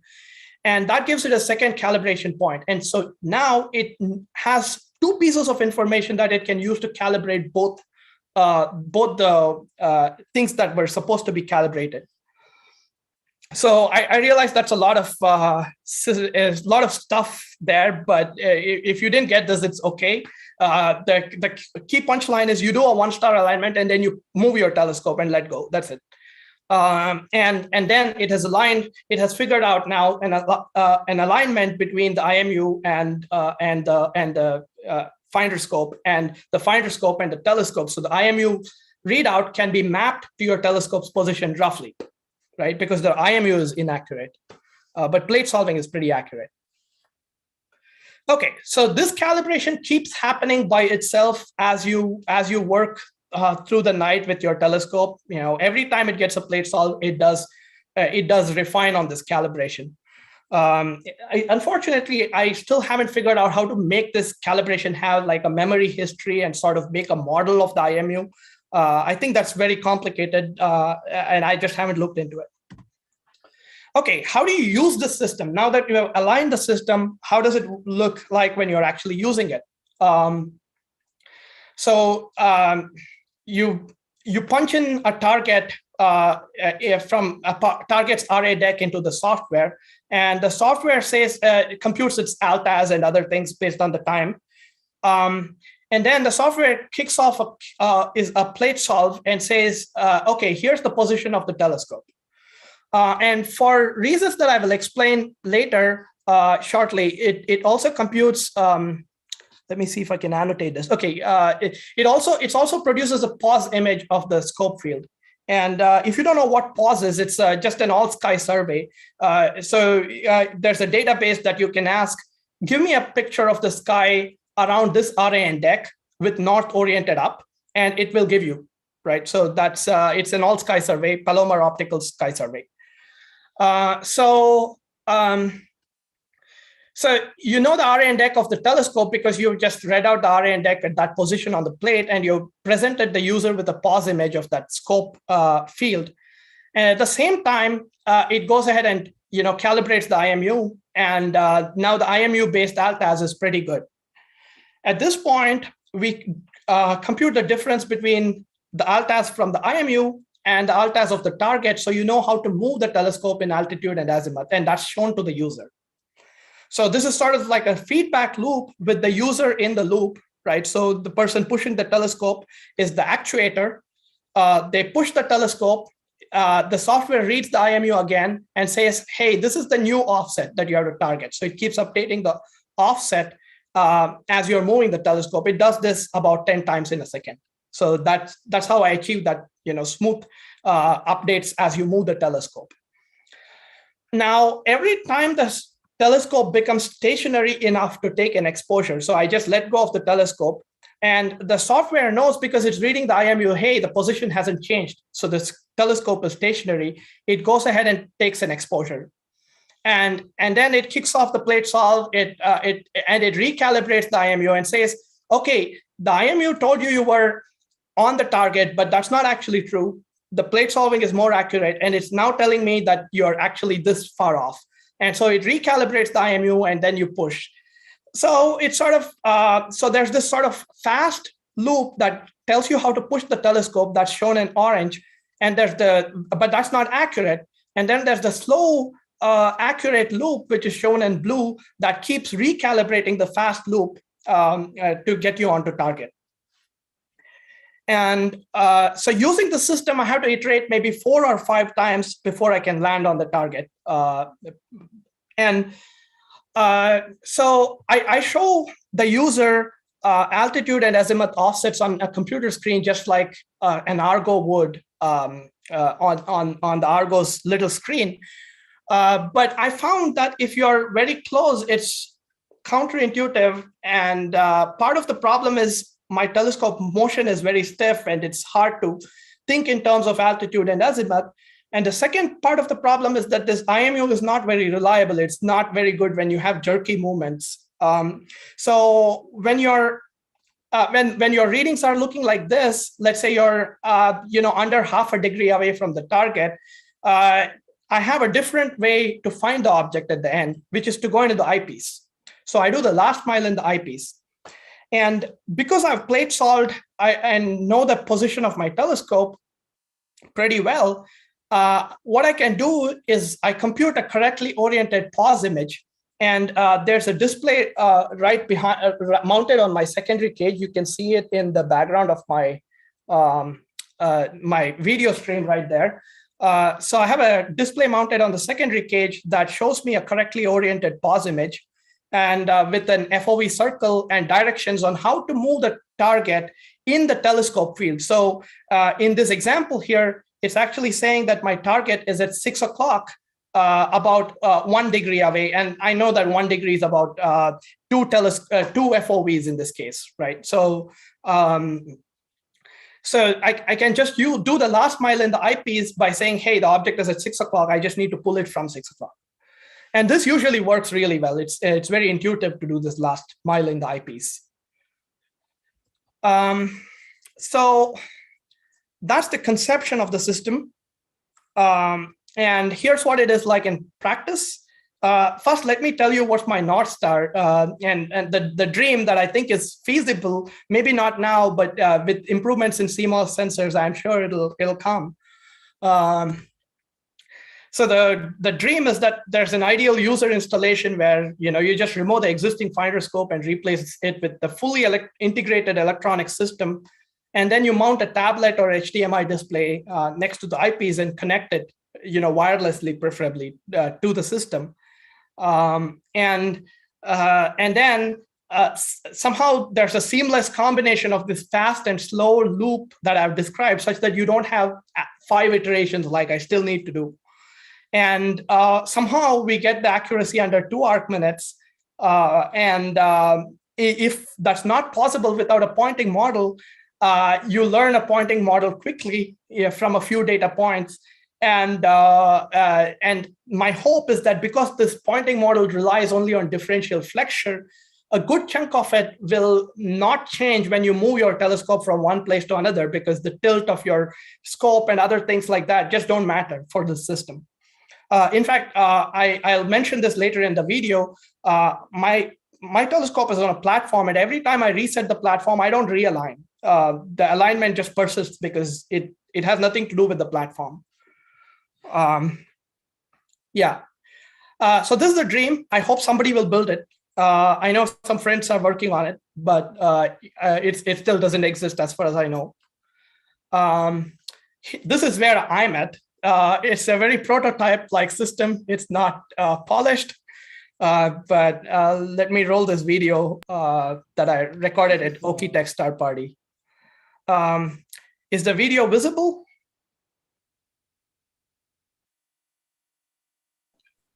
Yes. Yes, it is. Okay, perfect. So I'll roll it. Hopefully the audio plays. If it doesn't, then just let me know. The electronic finder scope. It's essentially a 17 millimeter Orion multi-use finder scope connected. You need to turn the volume up. Okay, I see. The camera. Is that volume or is that? How do I turn the volume up? The electronic finder scope. It's essentially a 17 millimeter Orion multi-use finder scope. I did not envision this problem. A ZWO camera. We don't really need a fancy camera like a ZWO. Let me open it in VLC just a moment. I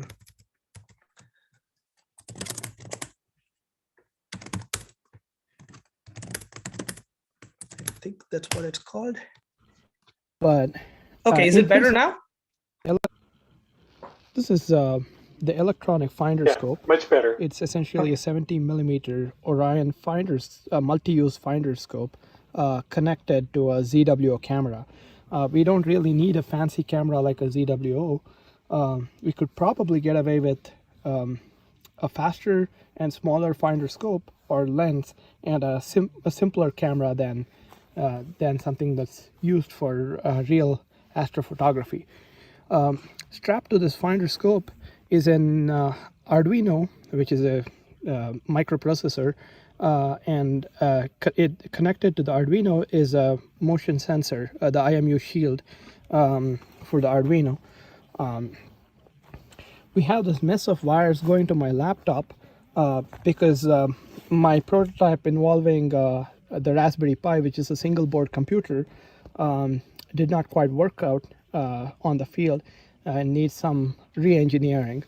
But in principle, all of these wires could be eliminated except a few going to the secondary cage, which I'll talk about. And you could mount a board computer right here. And of course, you will need some way to power it, so there'll be some power supply wires. And now let's take a look at the secondary cage of my telescope. Here's a 7-inch LCD display that has been mounted. Currently it is showing nothing, but it's red filtered and it has a touch panel overlay on top of the red filter, so you can still use it like it's a touch screen. And an HDMI cable runs down to my computer from here. This is to show a reference image, pause image for what I'm seeing in the eyepiece. Now, I actually have here a trackpad, and that trackpad can be eliminated. It's there because I have a driver issue with multi-touch for the panel that's pasted on top of this touchscreen.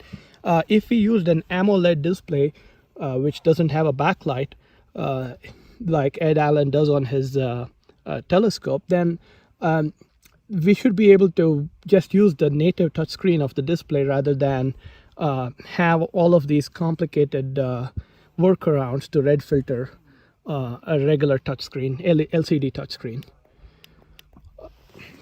My telescope rides on an equatorial platform, which is seen here as a black item, and that makes the mathematics harder, but unlike with DSCs, you do not need to reperform a 2-star alignment every time you reset your platform, because the finder scope is attached to the telescope. So any offset outside of that system doesn't affect the performance of the system. So the platform only complicates the math. So I have currently set up the software, connected it to the camera and other things, and centered Alpha Persei in the telescope. So I'm going to, once I have centered it, I'm just going to double check that it's centered. And then I come back and hit align. And I'm going to click this yes. Once I confirm that it's centered, I'm just going to push this dialog onto the other screen so that I can see it up there. So now that I've centered Alpha Persei, I'm going to go ahead and ask it to align. So it's performing the 1-star alignment right now. And we can come back to my computer screen.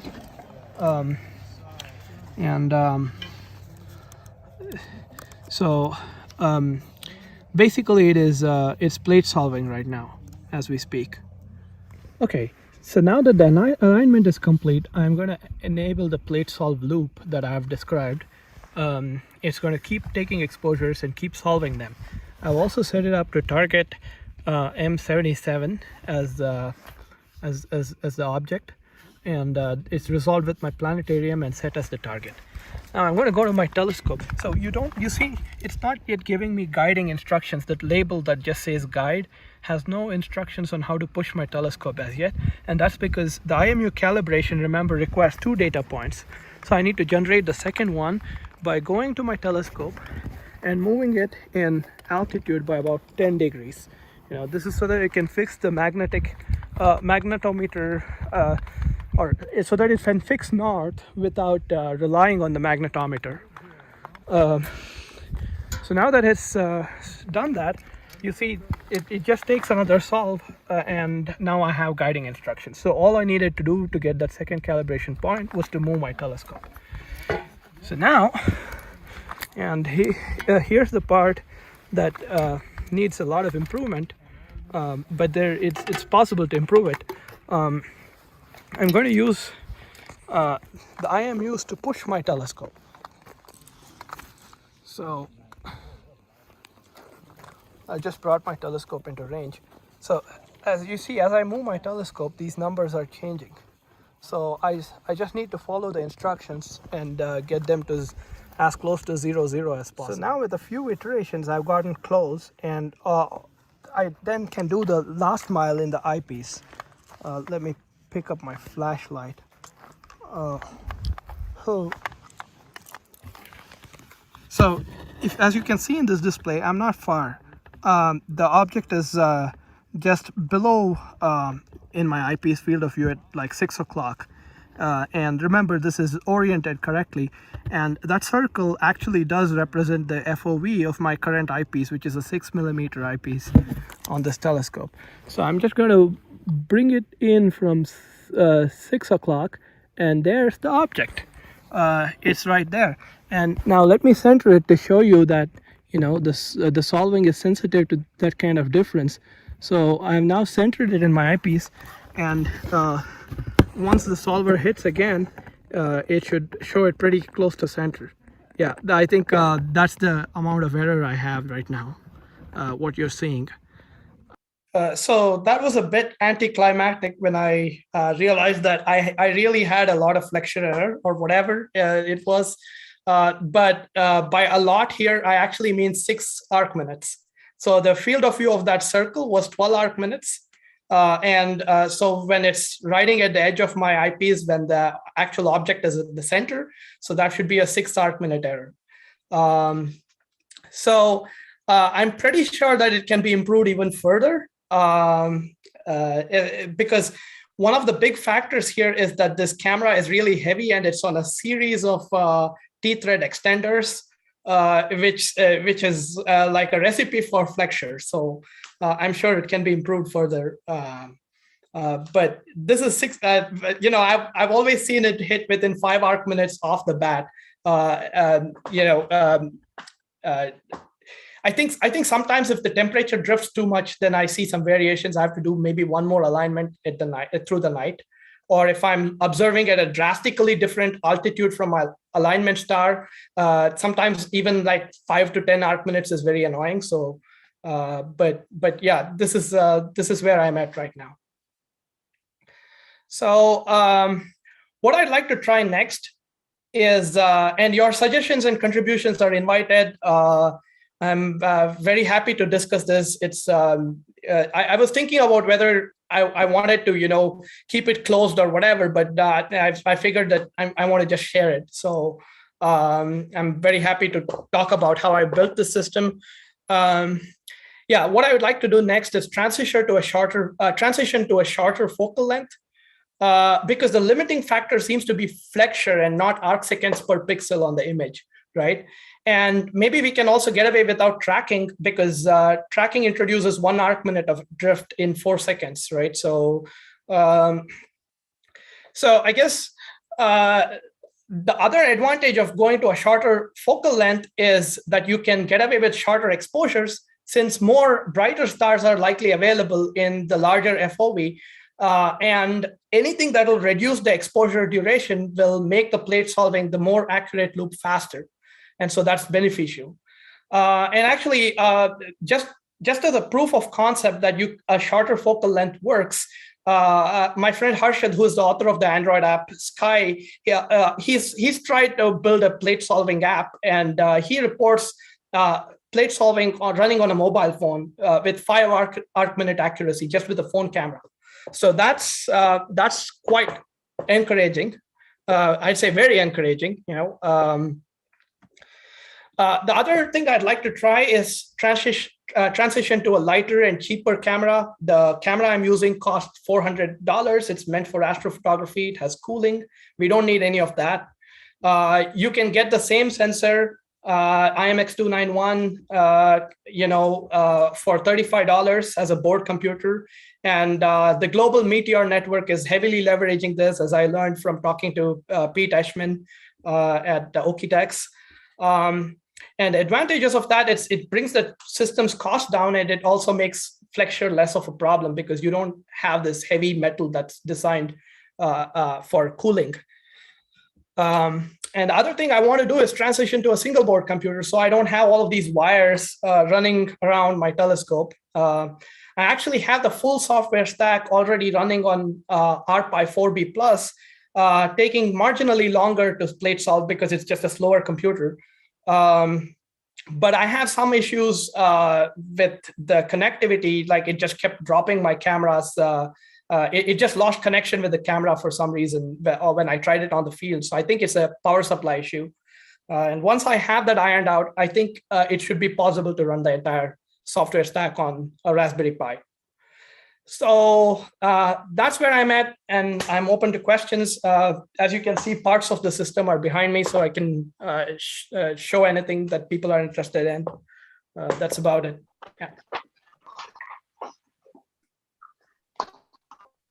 Thank you, Akarsh. That's pretty amazing stuff. I guess my big question is, this is really a proof of concept for your system so far. Are you able to use it to enjoyably observe at this point, or are you still fiddling with the physical components and electronic components to make everything work? Or basically, is this ready to really use? So that's a very good question. I'd say it's not yet ready to use per se. I spend at least an extra hour trying to get everything set up and troubleshooting. So I've estimated that it takes between an hour and 3 hours to set up my telescope and have everything working. 3 hours are when Murphy's Law hits really bad. And a lot of the setup time is just connecting all of these wires because it's still in prototype stage. But once I have it aligned, I'm mostly observing. There was one night when at Okitex I observed 16, 17 objects in the night. Spending most of my time observing, maybe some time trying to say, okay, where is this really hitting? Okay, I have a problem. I need to reset, find an alignment pattern of stars and just sync it. But even realigning the system, if it drifts or if I'm changing altitude significantly, is not too hard because I have that correctly oriented pause image, right? I just find a star pattern, center it, and say, hey, now this is where the real center is. And it's all done on that HDMI monitor. So yeah, I've used it, but I'd say it's still clunky. It's not polished, but it's already I'm already using it. Yeah. Okay. Yeah.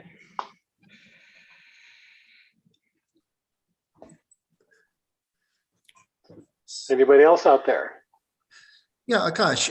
So have you considered? I know it's difficult to do, and it's done obviously in astrophotography to some degree. But have you thought any about using a on-axis system or a diversion mirror of sorts? So that I know it's kind of hard to combine it with visual observing, but if there's a way to do that, you can eliminate the flexure issue entirely. In other words, pick the image off in front of the eyepiece, or in lieu of an eyepiece, either one. Right. I know it's a little more difficult, but it eliminates a lot of the lensing issue, and most of the visual observers telescopes, I think, are even F5, F6 are probably fast enough to get a reasonable field of a number of stars. If you're not relying on their eyepiece for magnification, but instead a built-in set of optics for wide field, even in a relatively slow scope. So in theory, you could get rid of the axis problem entirely. And then the other one is, as you found out, MEMS-based IMUs are not good for empirical data. They can't give you true north or true level or anything like that. But what they can do really good is measure change. But the problem with measuring change is vibration, and that can throw them off, dramatically. So are you like taking the data from the IMU and maybe throwing away some of it, or maybe rejecting it unless you get, say, 3 results that are within a particular bracket, within a certain error range, so that you're not dealing with a bunch of erroneous data being thrown at your system at the same time? That's where you get into the, how many times per second do you want to use the MEMS sensor, how much, the noise suppression things you want to use. But, a lot of that's programmable on that side. And just was wondering if you're doing anything to maybe minimize the amount of erroneous data being fed from the IMU. Okay. So both are great questions, of course. The first one, I think the primary bottleneck to doing an on-axis system is our focal length and our sort of tracking and the sort of vibration we have on typical Dob, right? I agree that, we probably are fast enough to get a few stars. That's not a problem. And you could easily put an on-axis pickup mirror, or even like have a flip arrangement, like a flip mirror arrangement. And this thought did cross my mind, but I think it's not as beneficial for 2 reasons. The first reason is the vibration and the issues that come with long focal length. You'll have smudged stars, and I've tried astrophotography through this telescope, and it's a nightmare, right? I like to call it cowboy astrophotography. It's very, very crude and lucky imaging. And maybe if you take 30 images, you'll get 2 good images. And then, so you take 100 images and stack the 5 good ones you get. So that's one issue, is just the problems of imaging at long focal length. The second issue is related to time. When you're plate solving a small field, that's like, if I put a typical IMX290 sensor on this, I'm going to have a field of view that looks like 13 arc minutes at prime focus. So if you're trying to plate solve a 13 arc minute field, there are just so many more just so many more 13 arc minute fields that the plate solver has to go through. So plate solving a smaller field takes much longer time, because it not only needs to go through a lot of star patterns to find the right one, but it also needs to use heavier catalogs that don't fit into the memory of a typical computer. Like it'll probably go into 2mass or something like that, which runs in gigabytes. Whereas if you're using wide field, you can just use the indexes built out of Tycho 2, which completely fit in the memory cache. So the first plate solve just fills up the computer memory, and then it just stays there. So those are my two reasons, but I won't say either of them are deal breakers. With a telescope like yours, which is much more stable and has proper clutches and proper tracking, the first issue might be a non-issue. And the second issue, if you are able to specify at least a rough RA and DEC from the IMUs or any other sensors that you may have, then you shrink the amount of sky that the solver has to search. And that, along with properly crafted indexes, rather than just using whatever astrometry.net provides, if you crafted the index that is right for your FOV and your telescope, you might be able to do that. But I decided, because of these two problems, that I would not pursue that route. And it's also just more expensive. So, Sure. So the second question, yes, I did try some filtering algorithms and so on, but I'm not very good with that stuff. So if you look at my software interface, I actually have low pass filters. I have the rate adjustment for the sensor and all of that. I did try a different IMU, which is called the Ultimate Sensor Fusion Solution. Maybe you've come across it. And I found that it was much less stable than the the Arduino Shield. This particular USFS is the Ultimate Sensor Fusion Solution is manufactured by somebody who lives here, as an independent circuit maker. He just integrated a bunch of components.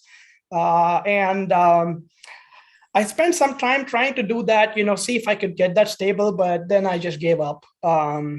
I think you're right. I think if you do better data rejection and so on, like the smartphones are able to do, or even Harshad, my friend who I mentioned, has this Android app. He does something with the gyroscopes that makes it much smoother, just like a gyro only push to or something like that.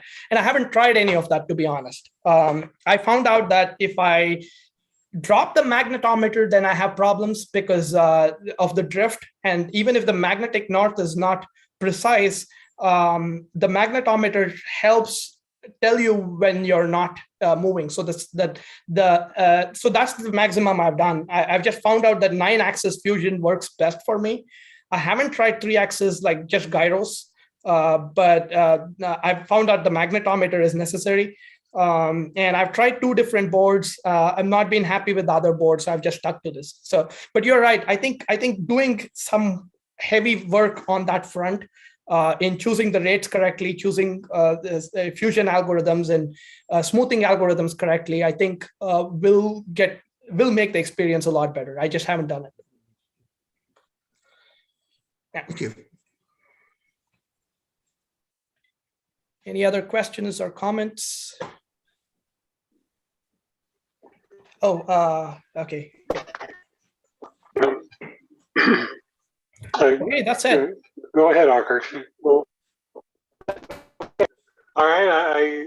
Are there any other questions out there? If not, we'll call tonight finished. And thank you to everyone, presenters and audience alike. We'll be back here evening at 6 p.m. Pacific time. And we'll start with Tom Otbos talking about his 14-inch f2.6 Richard Berry will talk about the science capability of the unistellar scope. And then through a quirk of the scheduling, there are 2 presentations that I'm giving in a row. First one will be very short, about a quick history of silvering telescopes, and then on the modifications I've made in my 28-inch scope installing is complete ventilation system, which I think would probably be of interest to those who have silver mirrors. So with that in mind, again, thank you. And we'll just call this a night and have a good day tomorrow and see you tomorrow night. Thank you, Howard. Thank you, Howard. Good night.